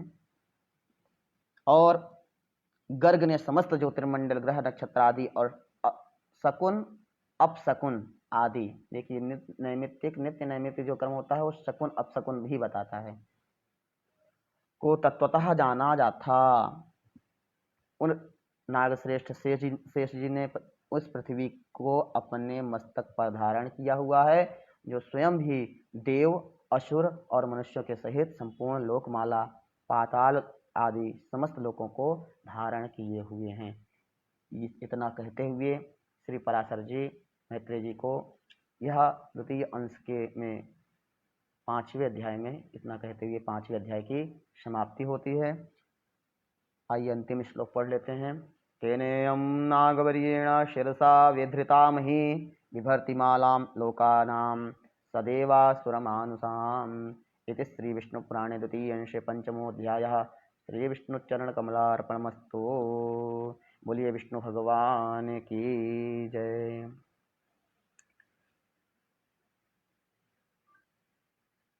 आगे 6वां अध्याय आता है, जिसमें भिन्न भिन्न नरकों का भगवान नाम के महात्म्य का वर्णन है। 6वें अध्याय में श्री पराशर जी बोले, हे विप्र, तदनंतर पृथ्वी और जल के नीचे नरक हैं, पृथ्वी और जल के नीचे नरक हैं, और जिनमें पापी लोग गिराए जाते हैं। हे महामुनि, उनका नाम सुनो। आइए हम सभी लोग नरकों का नाम सुनते हैं, क्योंकि नरकों का वर्णन सुनने से हमारे पाप कटेंगे। पाप, कई प्रकार के पाप, जाने अनजाने में पाप, पाप तो नित्य नैमित्तिक होता ही है, तो उसका प्रायश्चित करना जरूरी है, चाहिए। यदि अनजाने में हुआ है तो उसका प्रायश्चित कर लेना चाहिए, जाने में हुआ है तो उसका प्रायश्चित वज्र हो जाता है तो ही नहीं कम होता। तो प्रायश्चित से नहीं, जान करके किया हुआ पाप वज्र होगा। तो जो नरक का नाम है, आइए उसका विवरण सुने। रौरवः शूकरोरोधस्तालो विशसनस्तथा महाज्वालस्तप्तकुम्भो लवणोऽथ विलोहितः रुधिराम्भो वैतरणिः क्रमीशः कृमिभोजनः अशिपत्रवनं कृष्णो लालाभक्षश्च दारुणः तथा पूयवयः पापो वह्निज्वालो यधः शिराः संदंसः कालसूत्रश्च तमश्चावीचिरेव च स्वभोजनोऽथा प्रतिष्ठाश्च प्रत्यश्च तथा परः इत्येवमादयश्चान्ये नरका वृषदारुणाः।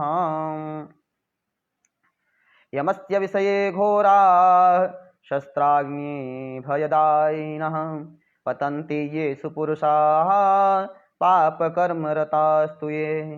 श्री पराशर जी बोले, हे विप्र, तदनंतर पृथ्वी और जल के नीचे नरक हैं जिनमें पापी लोग गिराए जाते हैं। हे महामुने, उनका विवरण सुनो। रौरव, सूकर, रोध, ताल, विषसन, महाज्वाल, तप्त कुंभ, लवण, विलोहित, रुधिरांभ, वैतरणी, क्रमीश, कृमिभोजन, असिपत्रवन, कृष्ण, लालाभक्ष, दारुण, पूयवः, पाप, वह्निज्वाल, अधः शिरा, संदंश, कालसूत्र, तमस, अवीचि, स्वभोजन, अप्रतिष्ठ और अप्रचि, ये सब तथा इनके सिवा और भी अनेकों महाभयंकर नरक हैं जो यमराज के शासनाधीन हैं और अति दारुण शस्त्र भय तथा अग्नि भय देने वाले हैं, और जिनमें जो पुरुष पापरत होते हैं वे ही गिरते हैं। जो पुरुष कूट साक्षी, झूठा गवाह अर्थात जानकर भी न बतलाने वाला या कुछ का कुछ कहने वाला होता है, अथवा जो पक्षपात से यथार्थ नहीं हो बोलता और जो मिथ्या भाषण करता है, वह रौरव नरक में जाता है। हे मुनि सत्तम, भ्रूण गर्भ नष्ट करने वाले, ग्रामनाशक और गो हत्यारे लोग रोध नामक नरक में जाते हैं। जो स्वाच्छोवास को रोकने वाला है, मद्यपान करने वाला, ब्रह्मघाती, सुवर्ण चुराने वाले तथा जो पुरुष इनका संग करता है, ये सब सूकर नरक में जाते हैं। क्षत्रिय अथवा वैश्य का वध करने वाला ताल नरक में तथा गुरु स्त्री के साथ गमन करने वाला, भगिनीगामी और राजदूतों को मारने वाला पुरुष तप्त कुंड नाम के नरक में जाता है, पड़ता है। सती स्त्री को बेचने वाला, कारागृह रक्षक, अश्व विक्रेता और भक्त पुरुष का त्याग करने वाला, ये सब लोग तप्त लोह नरक में गिरते हैं। पुत्रवधू और पुत्री के साथ विषय करने वाला पुरुष महाज्वाल नरक में गिराया जाता है, तथा जो नर अधम गुरुजनों का अपमान करने वाला और उनसे दुर्वचन बोलने वाला होता है, तथा जो वेद की निंदा करने वाला, वेद बेचने वाला या अगम्या स्त्री से संभोग करता है, हे द्विज, वे सब लवण नरक में जाते हैं। चोर तथा मर्यादा का उल्लंघन करने वाला पुरुष विलोहित नरक में गिरता है। देव, द्विज और पितृगण से द्वेष करने वाला तथा रत्न को दूषित करने वाला क्रमिभक्ष नरक में, और अनिष्ट यज्ञ करने वाला क्रमीश नरक में जाता है। अनिष्ट यज्ञ, किसी ऐसा यज्ञ जो दूसरे को नुकसान पहुंचे, और जो देवताओं, ब्राह्मणों और पितृगण पितरों से द्वेष करने वाला होता है।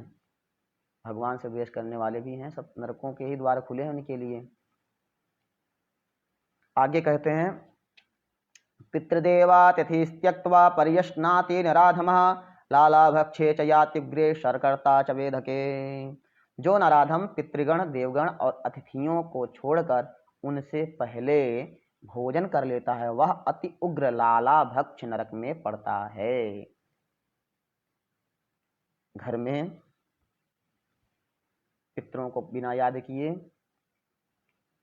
देवताओं को भोग लगाए बिना, और कोई अचानक आ गया है आपके यहाँ, आपका संबंधी ही क्यों ना हो या बिना संबंधी ही कोई हो, उसको भोजन पूछे बिना भोजन कर लेने वाला लालाभक्ष नरक में पड़ता है। और बाण बनाने वाला,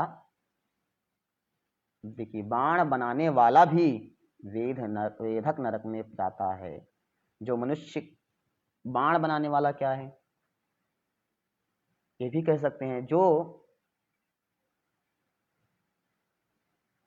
बम बनाने वाला है, जिससे प्रकृति को नुकसान पहुंचे, ऐसा करने वाला भी वेधक नरक में जाता है। जो मनुष्य करणी नामक बाण बनाते हैं, अब देखिए बाण भी अलग अलग शस्त्र हैं, आज बाण ऐसा ना हो, करणी नामक बाण बनाते हैं, जो खड्ग आदि शस्त्र बनाते हैं, अभी तलवार वलवार तो बनता है, वे अति दारुण विषण नरक में गिरते हैं। लड़ाई झगड़ा तभी होता है जब अस्त्र शस्त्र होते हैं। घर में बंदूक टंगी हो तो बात बात में बंदूक उठने लगता है, घर में तलवार रखा हो तो झगड़ा हो, बात बात में तलवार ही निकलने लगता है, घर में लाठी रखा हो तो जब देखो तब लाठी चलने लगती है। जब ये सब नहीं होता है तो बात ही बात बात में हाथ पैर तो हैं, हाथ पैर ही चलने लगता है। तो जहाँ ये सब ना चले, भगवान का नाम ले, गुणगान गाने से ये सारी चीज़ें नहीं होता है, लेकिन बहुत से दुष्ट जो होते हैं उनको नाम लेना भी उनके हृदय को चुभता है, और वे कहीं न कहीं सोचते हैं कि चलो इनको, कभी भी ये नहीं सोचना चाहिए कोई हमसे कमज़ोर है, सामने जो है कमज़ोर है हर बात में, अगर वो अस्त्र शस्त्र नहीं है तो भी उसका फल तो मिलने ही वाला है। अब जो मनुष्य शस्त्र आदि बनाते हैं वे सब भी नरक में ही जाते हैं। असत प्रतिग्रह दूषित उपायों से धन संग्रह करने वाला, अयाज्य भी याजक और नक्षत्रोपयोजीवी नक्षत्र विद्या को न जानकर भी उसका ढोंग रचने वाला, नक्षत्र ज्योतिषी विद्या न जानने वाला भी ज्योतिष आचार्य बनने वाला, ज्योतिष शास्त्र का ज्ञान नहीं है, ज्योतिषी हैं, ढोंग करने वाला पुरुष अधोमुख नरक में पड़ता है। साहस निष्ठुर कर्म करने वाला पुरुष पूय वह नरक में जाता है, तथा पुत्र मित्र आदि की वंचना करके अकेले ही स्वादु भोजन करने वाला और लाख मांस रस तिल तथा लवण आदि बेचने वाला ब्राह्मण भी उसी पूय वह नरक में गिरता है। हे द्विजश्रेष्ठ, बिलाव, कुक्कुट, छाग, अश्व, सूकर तथा पक्षियों जीविका के लिए पालने से भी पुरुष उसी नरक में जाता है। ये सारी चीज़ें नहीं पालनी चाहिए। लोग कुत्ता पालते हैं, गाय को पालने के लिए कहा गया है शास्त्रों में, उसको नहीं पालेंगे, कुत्ता को जरूर पालेंगे। कहते हैं वह वफादार होता है, मनुष्य वफादारी से नहीं करता है। तो क्या मनुष्य तुम्हारा कुत्ता है क्या? उसकी तुलना कुत्ते से करते हो। मनुष्य धोखा दे देता है। धोखा क्यों देता है? क्योंकि कहीं न कहीं तुम्हारे अंदर भी छल रहता है, कपट रहता है, अज्ञान रहता है, ज्ञानतावश, और कहीं न कहीं गलती तो एक तरफ नहीं, दोनों तरफ की होती है। वाणी की हो, शरीर की हो, मन से हो, मन से भी, मन, वाणी, शरीर से जो गलती होता है उसको स्वीकारना चाहिए। कभी कभी हमने मन में स्वीकार लिया तो सामने वाले को पता नहीं चलता है कि हमारी गलती, वो अपना गलती मान रहा है। अरे आप मन से मान रहे हो, ऊपर से कह रहे हो हमने गलती माना, तब भी ये ऐसा रिएक्ट कर रहा है मेरे साथ। अरे तुमने मन से माना है, शरीर से मानना, वाणी से मानना। कभी कभी आदमी मन से भी मानता है, हाथ भी जोड़ता है, पर किस तरह? अपने वाणी से तो यही बोलता है मान रहा हूं ना, जोर से बोलता है, अपने वाणी से तो नहीं मान रहा है। वाणी में तो कठोरता है, वाणी में भी नम्रता होना चाहिए, तब जाकर के वह गलती, जब वो आप मानोगे, एक पहले अपने आप को सुधार लेंगे तो सामने वाला भी जो है सुधर ही जाएगा। यदि ऐसा नहीं करता है, ऐसा वचन करता है, तो वे भी नरक में जाते हैं। जो मांस बेचते हैं वे भी जाते हैं, और रस, तिल आदि भी, नमक आदि बेचने वाला भी नरक में जाता है, और बिल्ली पालने वाला, कुत्ता, छाग, घोड़ा, सूकर, पक्षी आदि को पाल अपने जीविका के लिए, वो भी नरक में जाते हैं। नट या मल्ल वृत्ति से रहने वाला, धीवर का कर्म करने वाला, कुंड उपपति से उत्पन्न संतान का अन्न खाने वाला, विष देने वाला, चुगलखोर, स्त्री की असद वृत्ति के आश्रय रहने वाला, धन आदि के लोभ से बिना पर्व के अमावस्या आदि पर्व दिनों का कार्य करने वाला, द्विज, घर में आग लगाने वाला, मित्र की हत्या करने वाला, शकुन आदि बताने वाला, ग्राम का पुरोहित तथा मदिरा बेचने वाला। ये सब, ग्राम का पुरोहित यदि मदिरा बेचता है, बेचवाता है उसके रहते हुए, तो ये सब रुधिर रांध नरक में गिरते हैं। रुधिर, जहाँ खून ही खून रहता है, ऐसा अंध नरक है जहाँ खून ही खून है, वहां उसमें गिरते हैं। यज्ञ अथवा ग्राम को नष्ट करने वाला पुरुष वैतरणी नदी में जाता है। जो लोग वीर्यपात आदि करने वाले, खेतों की बाढ़ तोड़ने वाले, बहुत से लोग खेतों को नुकसान पहुंचा देते हैं। खेत की फसल खड़ी है, खेत तैयार है, फसल तैयार है, और सुविधा युक्त के लिए जल का प्रवाह बाजू से जा रहा है, तो जल खोल देंगे तो उसका पानी से जा करके फसल नष्ट हो जाए। बहुत से ऐसे लोग, दुष्ट मानसिकता, यानी दूसरों को नुकसान करके अपने आप को प्रसन्नता प्राप्त करना, ऐसे लोग भी खेतों की बाढ़ तोड़ने वाले, जो सुरक्षित किया गया है, कहते हैं ना संरक्षित किया गया है, उसको तोड़ देने वाले, अपवित्र और छल वृत्ति के आश्रय रहने वाले होते हैं, वे भी कृष्ण नरक में गिरते हैं। जो वृथा ही वनों को काटता है, वह असिपत्र वन नरक में जाता है। मेषोपजीवी गडरिये और व्याधगण वहनी ज्वाल नरक में गिरते हैं। हे द्विज, जो कच्चे घड़ों तथा ईंट आदि को पकाने के लिए उनमें अग्नि डालते हैं, वे भी वहनी ज्वाल नरक में ही गिरते हैं। ऐसा कह सकते हैं, जो बड़े बड़े ठेकेदार हैं, कच्चे ईंट से मकान आदि, मकान के लिए उनमें अग्नि डालते हैं, मकानों में भी अग्नि डालते हैं, पक जाए, बनाने वाला नहीं, कच्चा ईंट हो। कहीं ना कहीं इसके पीछे कई अर्थ निकलते हैं। हम लोग कह रहे हैं ना, जैसा लिखा है वैसे सभी को समझ में नहीं आएगा, इसके पीछे और स्मृतियों को पढ़ना होगा। ऐसा क्यों, ऐसा वर्णन होता है, जाना ही जाना है, तो इसलिए सब छोड़ के भगवान के भजन करो तो ही स्वर्ग जाएंगे, तो ये सब संभव नहीं है। पूर्व जन्म के अनुसार वह कर्म सबको मिला है, और कोई कोई ही सुन करके उसको बदल देता है। अपने पाप, ये सब करने से पाप लगता है, जान करके लोग जो जान जाते हैं वो बच जाते हैं, बाकी सब तो बह रहे हैं, पानी में बहता जाएगा तो उसमें सब बहते जाएंगे। जो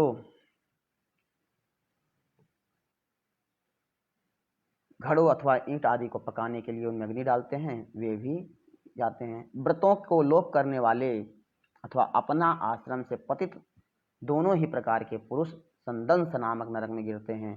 जिन ब्रह्मचारियों का दिन में तथा सोते समय बुरी भावना से वीर्यपात हो जाता है, अथवा जो अपने ही पुत्रों से पढ़ते हैं, वे लोग भोजन नरक में गिरते हैं।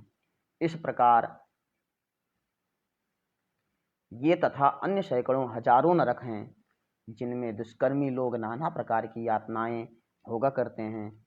इन उपर्युक्त पापों के समान और भी हजारों पाप कर्म हैं, उनके फल मनुष्य भिन्न भिन्न नरकों में भोगा करते हैं। जो लोग अपने वर्णाश्रम धर्म के विरुद्ध मन वचन अथवा कर्म से कोई आचरण करते हैं, वे नरक में ही गिरते हैं। अधोमुख नरक निवासियों को स्वर्गलोक में देवलोक गण दिखाई दिया करते हैं, और देवता लोग नीच के लोकों में नार की जीवों को देखते हैं। पापी लोग नरक लोक भोग के अनंतर क्रम से स्थावर कृमि जलचर पक्षी पशु मनुष्य धार्मिक पुरुष देवगण तथा मुमुक्षु होकर जन्म ग्रहण करते हैं। हे महाभाग, मुमुक्षु पर्यंत इन सब में दूसरों की अपेक्षा पहले प्राणी संख्या में सहस्त्र गुण अधिक हैं। जितना जी स्वर्ग में है, उतने ही नरक में है। जो पापी पुरुष अपने पाप का प्रायश्चित नहीं करते, वे ही नरक में जाते हैं। पापानामनुरूपाणि प्रायश्चित्तानि यद्यथा तथा तथैव संस्मृत्य प्रोक्तानि परमर्षिभिः। पापे गुरूणि स्वल्पान्यल्पे च तद्विदः प्रायश्चित्तानि मैत्रेय जगुः स्वायंभुवादयः। भिन्न भिन्न पापों के अनुरूप जो जो प्रायश्चित हैं, उन्हीं को महर्षियों ने वेदार्थ का स्मरण करके बताया है। ये कोई अपने मर्जी से लिखा हुआ पुराण में नहीं है, वेदार्थ में बताया गया ये सारे पाप हैं। यदि ये सब पाप, ये कर्म कोई करे ही न तो ये सब चीजें कैसे संभव हैं, कैसे यह बनेगा? पूरा सृष्टि कैसे खड़ी होगी? सृष्टि का उपाकरण चल रहा है। देवता लोगों ने, देव किन्नर मनुष्य आदि सबका सृष्टि बनाया है, तो वे सब कहाँ से जाएंगे? आगे कहते हैं, सुनिए, सभी पापों का वर्णन जैसा लिखा है वैसा हम सभी लोग सुन लेते हैं। हे मैत्रेय, स्वयंभू मनु ने, स्मृतिकारों ने महान पापों के लिए महान और अल्पों के लिए अल्प प्रायश्चित्तों की व्यवस्था की है। महान लोगों के लिए महान प्रायश्चित भी बहुत बड़ा, कोई बड़ा पाप करता है तो उसके लिए बड़ी व्यवस्था है, छोटा पाप करता है तो छोटा सा प्रायश्चित करके वह पाप से निवृत्त हो सकते हैं। तो अल्पों के प्रायश्चित का व्यवस्था की, किंतु जितने भी तपस्यात्मक और कर्मात्मक प्रायश्चित हैं, उन सब में श्री कृष्ण स्मरण सर्वश्रेष्ठ है। सब प्रायश्चितों का एक ही प्रायश्चित है कि कृष्ण नाम, हरे कृष्ण कृष्ण कृष्ण हरे हरे, हरे राम राम राम हरे हरे, यही नाम सर्वश्रेष्ठ है। प्रायश्चित में नाम ही सर्वश्रेष्ठ है, वे ही पाप को हर लेता है। नाम मात्र से, नाम की महिमा इतनी ज़्यादा है कि पुराणों में जगह जगह बताया गया है। इसलिए जो भक्त होते हैं, जो भक्ति है, वो नाम का ही महिमा ज़्यादा कहते हैं और बार बार भक्ति करते रहते हैं। आज मेरा स्टैंड जो है वो हिल रहा है। आगे थोड़ा सा बचा है, ज़्यादा समय न लेते हुए आगे हम लोग चर्चा करते हैं, सुनते हैं। जिस पुरुष के चित्त में पाप कर्म के अनंतर पश्चाताप होता है, किसी से भूल से पाप हो जाए, गलती हो जाए, उसके बाद पश्चाताप हो, यार ये मेरे से ऐसा हो गया, तो उसके लिए ही प्रायश्चित्तों का विधान है। याज्ञवल्क्य स्मृति, जिसमें राजाओं का वर्णन दिया है कि सभी राजा लोगों के कैसे नियम होने चाहिए। अंत में प्रायश्चित व्यवहारिक, उसमें 3 अध्याय हैं शायद, आचाराध्याय, व्यवहाराध्याय और प्रायश्चित अध्याय। आचार मतलब कैसे जीना चाहिए, संस्कार, विचार, आचार विचार। व्यवहार, समाज में राजाओं को, प्रजाओं को, सैनिकों को, सबका वर्णन, व्यवहार कैसे रखना चाहिए। और जो गलती हो जा रहा है उसका प्रायश्चित भी अध्याय याज्ञवल्क्य स्मृति में बताया गया है। याज्ञवल्क्य स्मृति थोड़ा बहुत हमने कभी देखा है, पढ़ा है, पूरा तो नहीं। जैसे आप ये पूरा समय का सही उपयोग करते हुए क्रम से हिंदी अनुवाद पूरा पढ़ रहे हैं, तो जरूरी नहीं है कि हमने जो आज अंश के दूसरा अंश के 6वां अध्याय चल रहा है, तो पहले अंश में जो 22 अध्याय थे, उस 22 अध्याय में 10वें अध्याय में कौन सा कथा है, फिर देखना पड़ेगा। ये वृत्ति है मनुष्य की। संसार में चिंतन मनन करने से सब कुछ आएगा, लेकिन वैसा ही ज्ञान यदि हमने पढ़ा है तो हमारे जीवन में हमारे लिए कई लोग, जिस लोगों ने सुना 1-1.5 घंटा लगता है, 1.5 घंटे तक रोज कर रहे हैं, इसमें जितने भी अध्याय हैं उस अध्याय को लगेगा समय लगेगा, लेकिन थोड़ा थोड़ा करके हम सुनते रहेंगे तो कुछ नए नए शब्द हमको सुनने को मिल रहे हैं, जानने को मिल रहे हैं, और वह स्मृति में बना रहेगा कि नहीं। लेकिन यह है कि इस लोक को और उस लोक को, इस लोक में अगर गलती है, कहीं गलती दिख रहा है, उसको सुधारने का प्रयास किया जाएगा, और अपने आप में नियम संयम से रहना पड़ेगा, और दूसरे जो सुनेंगे उनको भी करना ही चाहिए। आगे कहते हैं कि जिस पुरुष के चित्त में पाप कर्म के अनंतर पश्चाताप होता है, वह प्रायश्चितों का विधान है। उनके लिए है जिनके अंदर प्रायश्चित, भूल को स्वीकार करके प्रायश्चित करने का प्रायश्चित विधान उन्हीं के लिए है, जिनके अंदर पश्चाताप है कि मुझसे गलती हुई, ये स्वीकार। लेकिन वैसे कोई स्वीकारता ही नहीं है, छोटी से छोटी बात हो और बड़ी बड़ी गलतियों को स्वीकार लेने के लिए बाद में उनके लिए ही ये विधान बताया गया है। किंतु यह हरिस्मरण तो एकमात्र स्वयं ही परम प्रायश्चित है। प्रायश्चित में विधान है, उस प्रायश्चित कर्म करने के लिए आप जो कर्म गलती जिसके जो हुआ है या जो भूल हुई है, जो अपराध होते हैं, उनके लिए प्रायश्चित कर्म करके हम लोग उससे तो छुटकारा पाएंगे, परंतु हरिस्मरण एकमात्र स्वयं ही परम प्रायश्चित है। यह सबसे प्रायश्चित है। इससे तो हरिस्मरण करते रहने से प्रायश्चित, हमको प्रायश्चित का विधान नहीं पता हो, पूजा पाठ का बहुत से विधि विधान नहीं पता होते हैं, जबकि बहुत हैं। आदमी के अंदर संदेह हो जाता है कि भगवान की पूजा हम जो कर रहे हैं या जो करवा रहे हैं, इसका विधि क्या है, विधान क्या है। कोई भी अनुष्ठान हम शुरू करें तो उसका विधि क्या है, उसका संकल्प क्या लें, शुरुआत कैसे करें, अंत कैसे करें, ऐसा लोग सोचते हैं। लेकिन सबका जो एक ही नाम, भगवान का नाम लेकर शुरू करिए, भगवान का नाम लेकर के बंद कीजिए, ठीक है, वही है। भूल चूक माफ वही करते हैं, यानी वाणी के द्वारा भूल हो गया, बोलने में शुद्धि हो गई। भाव को लोग लेकिन समझें, जो उसमें लिखा है उसको हम समझ ना सकें, हो सकता है। आइए, प्रातः काल, सायंकाल, रात्रि में अथवा मध्याह्न में किसी भी समय श्री नारायण का स्मरण करने से पुरुष के समस्त पाप तत्काल क्षीण हो जाते हैं। श्री विष्णु भगवान के स्मरण से समस्त पाप राशि के भस्म हो जाने से पुरुष मोक्ष पद प्राप्त कर लेता है। स्वर्ग लाभ तो उसके लिए विघ्न रूप माना जाता है। हे मैत्रेय, जिसका चित्त जप, होम और अर्चना आदि करते हुए निरंतर भगवान वासुदेव में लगा रहता है, उसके लिए इंद्रपद आदि फल तो अंतराय विघ्न है। स्वर्ग, किसी भी प्रकार का मोक्ष प्राप्त करना, जिनका नियम बन चुका है उसके लिए स्वर्ग वही है। हम पूजा कराते हैं तो पाठ करते हैं, हम स्वयं कुछ कर रहे हैं तो इसका अच्छा पुण्य हो, पुण्य तो हो ही रहा है, लेकिन जब जो निरंतर करने लगते हैं ना, तो उनके लिए स्वर्ग वही है। बल्कि वह पाप और पुण्य जो है, वह स्वर्ग और नरक है, वह विघ्न है। हमको ऐसा ही शरीर मिला हो, उसमें जो आनंद है, परमानंद है। भगवान नाम जो सच में भगवान की पूजा जो करते रहते हैं ना, एक बार उसमें रंग चढ़ जाए, भगवान की भक्ति में एक बार रंग चढ़ जाए, तो वह जो परम आनंद है, जिसका बड़े बड़े शास्त्र लोग अलग अलग श्लोकों के माध्यम से, स्मृतियों ने, स्मृतिकारों ने अलग अलग भावों से व्यक्त किया है। तो पर वो बनना चाहिए। मन को स्थिर करना इतना सरल नहीं है। बड़े बड़े साधु संत महात्माओं के लोग इस बात को सभी लोग जानते हैं। यहाँ तक तो भगवान श्री कृष्ण ने पार्थ जी से, अर्जुन से कहा चंचलम ही मनः कृष्ण समाधि बलवद दृढ़म। मन जो है बहुत चंचल है।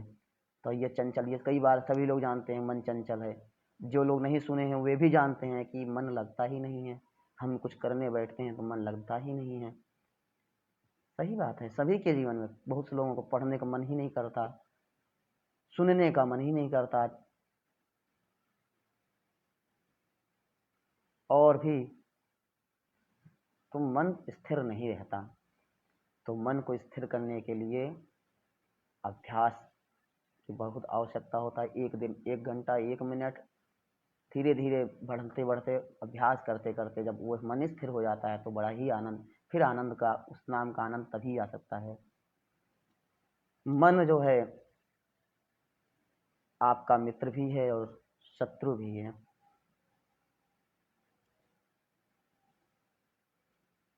पूज्य गुरुदेव कहते हैं मन के बारे में,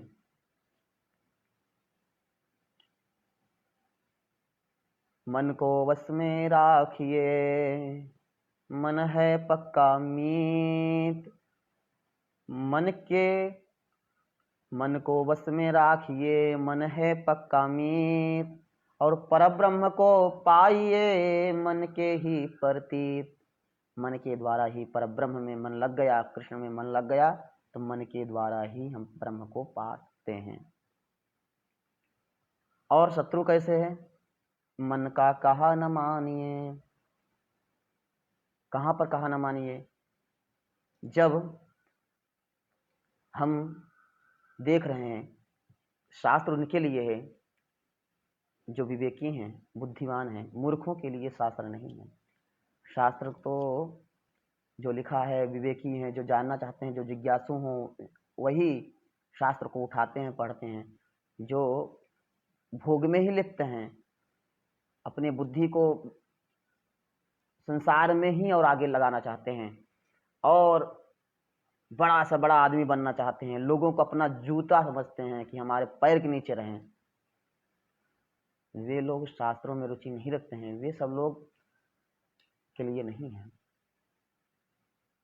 वो उनका मन भी अस्थिर रहता है, कभी स्थिर नहीं रहेगा। वो हमेशा मन का कहा न मानिए, मन है पक्का धूर्त। ले डूबे मझधार में, जाए हाथ से छूट।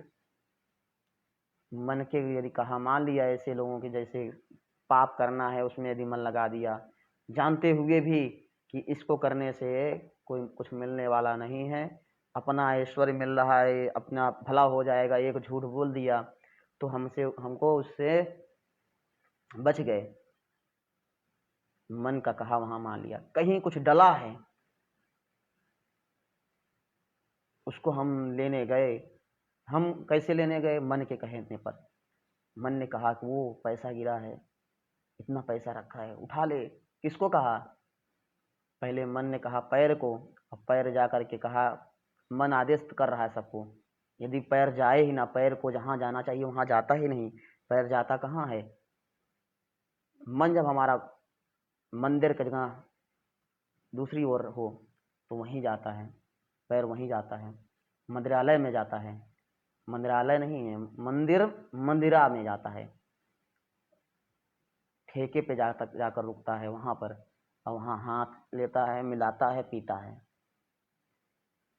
हाथ से दान देना चाहिए, पैर को मंदिर की ओर ले जाना चाहिए, मुख से हमेशा राम नाम का जप करना चाहिए, राधे राधे कहना चाहिए, कृष्ण कृष्ण कहना चाहिए।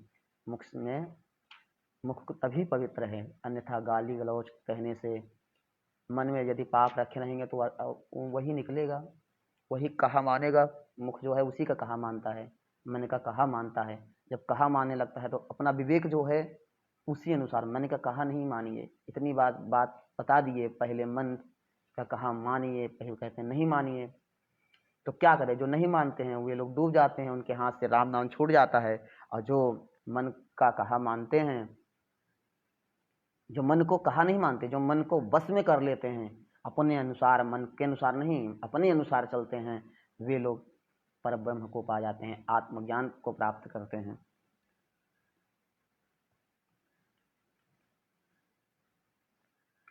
हे मैत्रेय, जिसका चित्त जप होम अर्चन आदि करते हुए भगवान वासुदेव में लगा रहता है, वे इंद्र पद को भी विघ्न समझते हैं।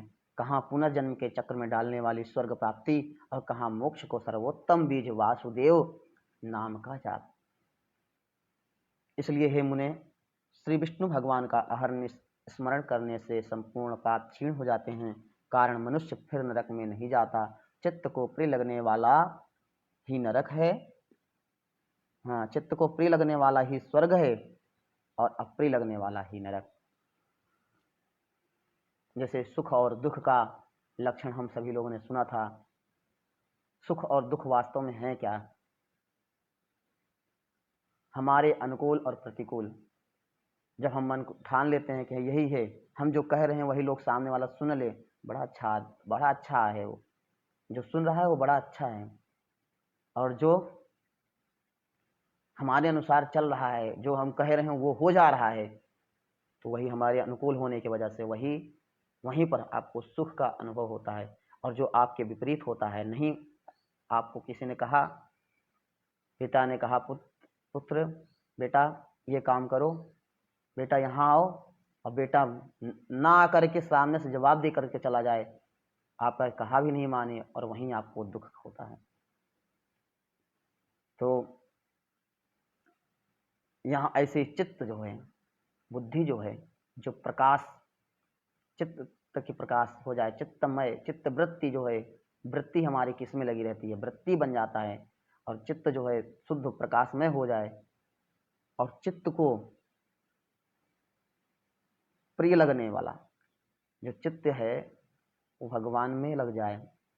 जैसे मन है, बुद्धि है, विवेक, उसी को कहते हैं ना विवेक, प्रज्ञा, यही सब एक नाम है। हमारा चित्त चिंतन भगवान में लग जाए तो बाहरी संसारिक चीज दिखेगा नहीं। और चित्त को हमने किसी धन में लगा दिया, परिवार में लगा दिया, अपना वस्तु लेना है, कुछ वस्तु लेना है, अपना कहने वाला है, मोबाइल है, उदाहरण लेते हैं मोबाइल। हमारा चित्त है कि मेरा मोबाइल बैलेंस खत्म होगा, तो इस मोबाइल का बैलेंस का व्यवस्था कैसे करें, तो उसके लिए धन कमाएं, और हमारा चित्त मोबाइल के पीछे ही लग जाए।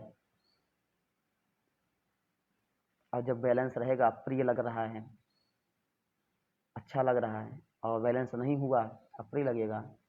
चित्त हमारा इसमें लग गया, मोबाइल में लग गया, तो जब तक वह अच्छा लग रहा है, जब तक यह चल रहा है, और जैसे ही,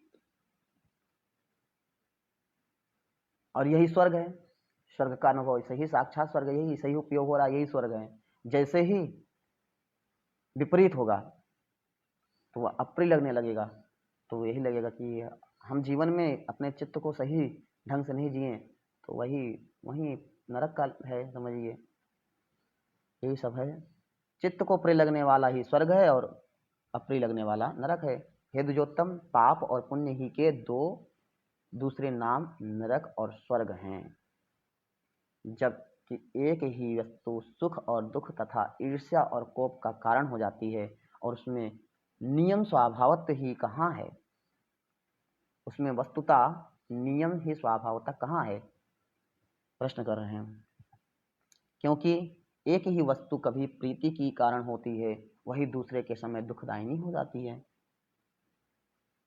और वही कभी क्रोध की हेतु कारण होती है, तो कभी प्रसन्नता देने वाली होती है। अतः कोई भी पदार्थ दुखमय नहीं है और न कोई सुखमय है। ये सुख दुख तो मन के ही विकार हैं। इसका परम अर्थ है ज्ञान ही परब्रह्म है, उसको जान लेना ही परब्रह्म है। हर शब्द को जान लेना। कोई भी शब्द होगा, अगर हम कड़वा शब्द बोल रहे हैं तो कड़वा शब्द बोलने के पीछे कारण होगा। कड़वा शब्द जिसको बोला जा रहा है तो दूसरा सुनने वाले को कभी अच्छा नहीं लगेगा। कड़वा शब्द सुनना सबको खराब लगता है, भले सत्य ही क्यों ना हो, भले हमारे हित के लिए बोला जा रहा है, लेकिन यदि कड़वाहट से बोला जाएगा तो वो अच्छा किसी को प्रिय नहीं लगता। कड़वी औषधि हमारे हित के लिए है, लेकिन कड़वी दवा कोई पीना नहीं चाहता। मीठा सभी को पसंद है, यदि तो वह मीठा सब चाहेंगे, और मीठा में पता है कि मीठा खाने से हमको रोग होगा, तो भी कहेंगे लाओ एक आध लड्डू, एक मीठा और हो जाए। इसी तरह ये सुख दुख तो सभी शब्द के लिए, सभी के लिए हैं, लेकिन उस शब्द को, उस सुख को जान लेना, उस दुख को जान लेना, वही ज्ञान है। ज्ञान है भगवान अपने आत्म को जान लेना, और ये सब विषयों को, शब्दों को जानते जानते, इस विषय को जानते ही, नाम जो विषय है, जो चल रहा है, उसके पीछे उस शब्द को जान लेना। अविद्या और अविद्या, विद्या क्या है और अविद्या क्या है, दोनों ही बहुत जरूरी है, विद्या भी और अविद्या भी। संसार में जो पढ़ा हुआ है, जो विद्या के अविद्या के साथ, अविद्या में रह रहा है, लेकिन विद्या के बिना वो भी, उसके भी कार्य अधूरे हैं। तो बता दिए कि परम अर्थ, जो परमार्थ है, अर्थ तो सभी का अर्थ तो साधारण सा कुछ न कुछ अर्थ है, लेकिन जो परम अर्थ है वह ज्ञान ही है, और वह ज्ञान ही परम ब्रह्म है। और अविद्या की उपाधि से वही बंधन का कारण है। यह संपूर्ण विश्व ज्ञानमय है। हर पूरा विश्व में एक एक कर्म, एक एक वस्तु, अभी चाहे ये कोरोना ही चल रहा है, इसका लॉकडाउन होना भी, इसका ज्ञान होना बहुत जरूरी है कि हम, यह लॉकडाउन हुआ क्यों, पहले तो यह कोरोना आया क्यों, यह कोरोना आया है, परेशानी उन सबको हो रहा है, कुछ लोगों को परेशानी इस पर हो रहा है जो विश्व के कल्याण की कामना रखते हैं, विश्व के लिए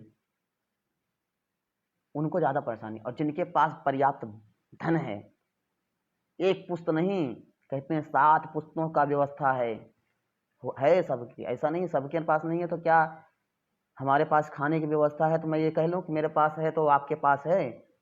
कई लोग ऐसे हैं कि वो हमको भी खिला सकते हैं, हमारे परिवार को भी खिला सकते हैं,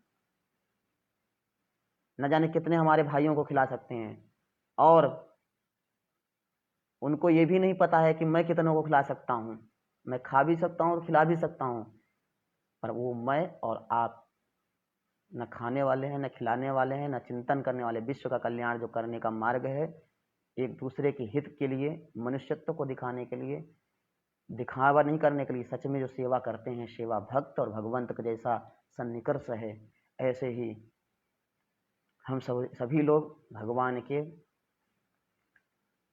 इस, ये जो चल रहा है, ये इसको जान ले बस, यही ज्ञान किसी को कोई दे नहीं सकता, ना कोई ज्ञान किसी से ले सकता है।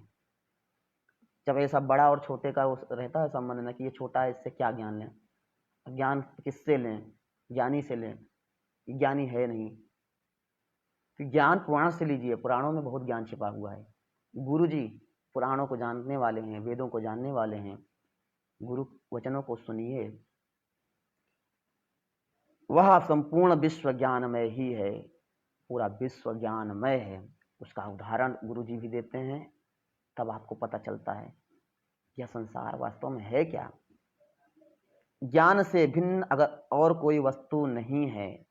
हे मैत्रेय, ये पराशर जी मैत्रेय जी को सुना रहे हैं, और हम सब लोग ये पुराणों के माध्यम से पढ़ रहे हैं, फेसबुक लाइव के माध्यम से चालू होकर के हम पढ़ रहे हैं, और बहुत से लोग जिनको रुचि है, जिनको सुनने में आनंद आएगा ही जब समझेंगे, जो इसी लाइन में होंगे वही समझ सकते होंगे, नहीं होंगे तो भी क्षण मात्र के लिए भी आकर के यदि सुन लेते हैं तो उनको पता चल जाएगा कि सच में ज्ञान का माध्यम क्या है। आगे कहते हैं कि हे मैत्रेय, विद्या और अविद्या को तुम ज्ञान ही समझो। विद्या और अविद्या को जान लेना ही ज्ञान है। हे द्विज, इस प्रकार मैंने तुमसे समस्त भूमंडल, संपूर्ण पाताल लोक और नरकों का वर्णन कर दिया। समुद्र, पर्वत, द्वीप, वर्ष और नदियां, इन सभी को मैंने संक्षेप से व्याख्या कर दी। अब तुम और क्या सुनना चाहते हो? देखिए, बड़ी अभी तक हम सभी लोगों ने ये सारी बात जो सुनाया, श्री पराशर जी ने सुनाया मैत्रेय जी को, वह हम सभी लोगों ने सुना और कह रहे हैं कि हम सब संक्षेप में सुना रहे हैं। विस्तार से सुनाते तो क्या न हम सुना सकते हैं, न देवता भी सुना सकते हैं, न आप सुन सकते हैं सभी लोग।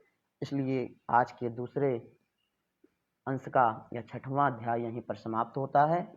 अब कल फिर मैत्रेय जी प्रश्न करेंगे, पूछेंगे। अब आपने 7 लोकों के नीचे का बात बता दिया, अब आगे ऊपर का जो 7 लोक है, भूर भुवः आदि 7 ऊर्ध्व लोकों के बारे में, के वृत्तांत के बारे में पूछते हैं और उनके बारे में कल श्री पराशर जी सुनाएंगे। लिखे हैं जो, वो हम सभी लोग पढ़ करके सुनेंगे, आप सभी लोग भी सुनेंगे इस फेसबुक पेज के, फेसबुक के माध्यम से, लाइव के माध्यम से। आज के अनुवाद, विष्णु पुराण अनुवाद जो क्रम चल रहा है, वो आज यहीं पर विश्राम लेती है। ठीक अब कल हम सभी लोग 7वें अध्याय में प्रवेश करेंगे। बोलिए विष्णु भगवान की जय। हरये नमः, हरये नमः, हरये नमः, विष्णवे नमः, विष्णवे नमः, विष्णवे नमः। ओम नमः शिवाय, ओम नमः शिवाय, ओम नमः शिवाय। नमः पार्वती पतये, हर हर हर महादेव। हरे राम राम राम हरे हरे, हरे कृष्ण कृष्ण कृष्ण हरे हरे, हरे राम राम राम हरे हरे, हरे कृष्ण कृष्ण हरे, हरे राम राम राम हरे हरे, हरे कृष्ण कृष्ण कृष्ण हरे हरे। बोलिए कृष्ण कन्हैया लाल की जय। आइए थोड़ा चर्चा, आपस में चर्चा करते हैं, देखते हैं कि अभी तक सभी में से कौन कौन लोग सुन रहे हैं, जिनका नाम यहाँ पर दिख रहा है। विकास राय जी सुन रहे हैं। विकास राय जी, राधे राधे, जय श्री कृष्ण। उत्तम शर्मा जी सुन रहे हैं। उत्तम शर्मा जी, हर हर महादेव, जय श्री कृष्ण, राधे राधे। व्यास महर्षि जी सुन रहे हैं। व्यास भाई, जय श्री कृष्ण, जय अम्बे, जय श्री राधे। पंचाल जितेंद्र जी सुन रहे हैं। पंचाल जी जितेंद्र जी, हर हर महादेव। प्रिंस भट्ट राय जी सुन रहे हैं। प्रिंस भट्ट राय जी, हर हर महादेव, जय श्री कृष्ण। सुनील पांडे जी सुन रहे हैं जी, जय गुरुदेव, हर हर महादेव। दयालु जी महाराज जी ने कमेंट किया है, नमस्कार किया है। दयालु जी नमस्कार, हर हर महादेव, जय महाकाल, जय श्री राधे महाराज दयालु जी। सोमाली शर्मा जी सुन रही हैं। सोमाली जी, जय श्री कृष्णा, राधे राधे, जय श्री राम। भूपेंद्र सिंह जी सुन रहे हैं। भूपेंद्र जी, जय श्री राम, हर हर महादेव, जय श्री राम, जय श्री कृष्णा। अंशु अजय चरैया जी सुन रहे हैं। अंशु चरैया जी, जय श्री कृष्णा। और सुनील पांडे जी सुन रहे हैं। सुनील भैया नमस्ते, हर हर महादेव, जय श्री कृष्णा। शैलेंद्र पंड्या जी सुन रहे हैं, जय महाकाल, नमो नमः। सत्यदेव शर्मा जी सुन रहे हैं। सत्यदेव जी, जय श्री राम, हर हर महादेव। देवेंद्र शर्मा जी सुन रहे हैं। देवेंद्र भाई, हर हर महादेव, जय श्री राम। और अशोक जोशी जी सुन रहे हैं। अशोक भाई, जय द्वारकाधीश, जय श्री कृष्ण। अशोक भाई ने जय द्वारकाधीश कहा है, जय द्वारकाधीश भाई, बहुत अच्छा लगा आपने जय द्वारकाधीश। आप सभी को जय द्वारकाधीश, जय श्री कृष्ण। सर्वेभ्य सभी विद्वानों को मेरा प्रणाम। सभी को जय श्री कृष्ण, राधे राधे, हर हर महादेव। अब मैं अपना वीडियो यहीं पर समाप्त करता हूँ। ठीक कल मिलते हैं 12 बजे, आगे की ऊर्ध्वलोक के बारे में सुनते हैं। नमः पार्वती पतये हर हर हर महादेव हर।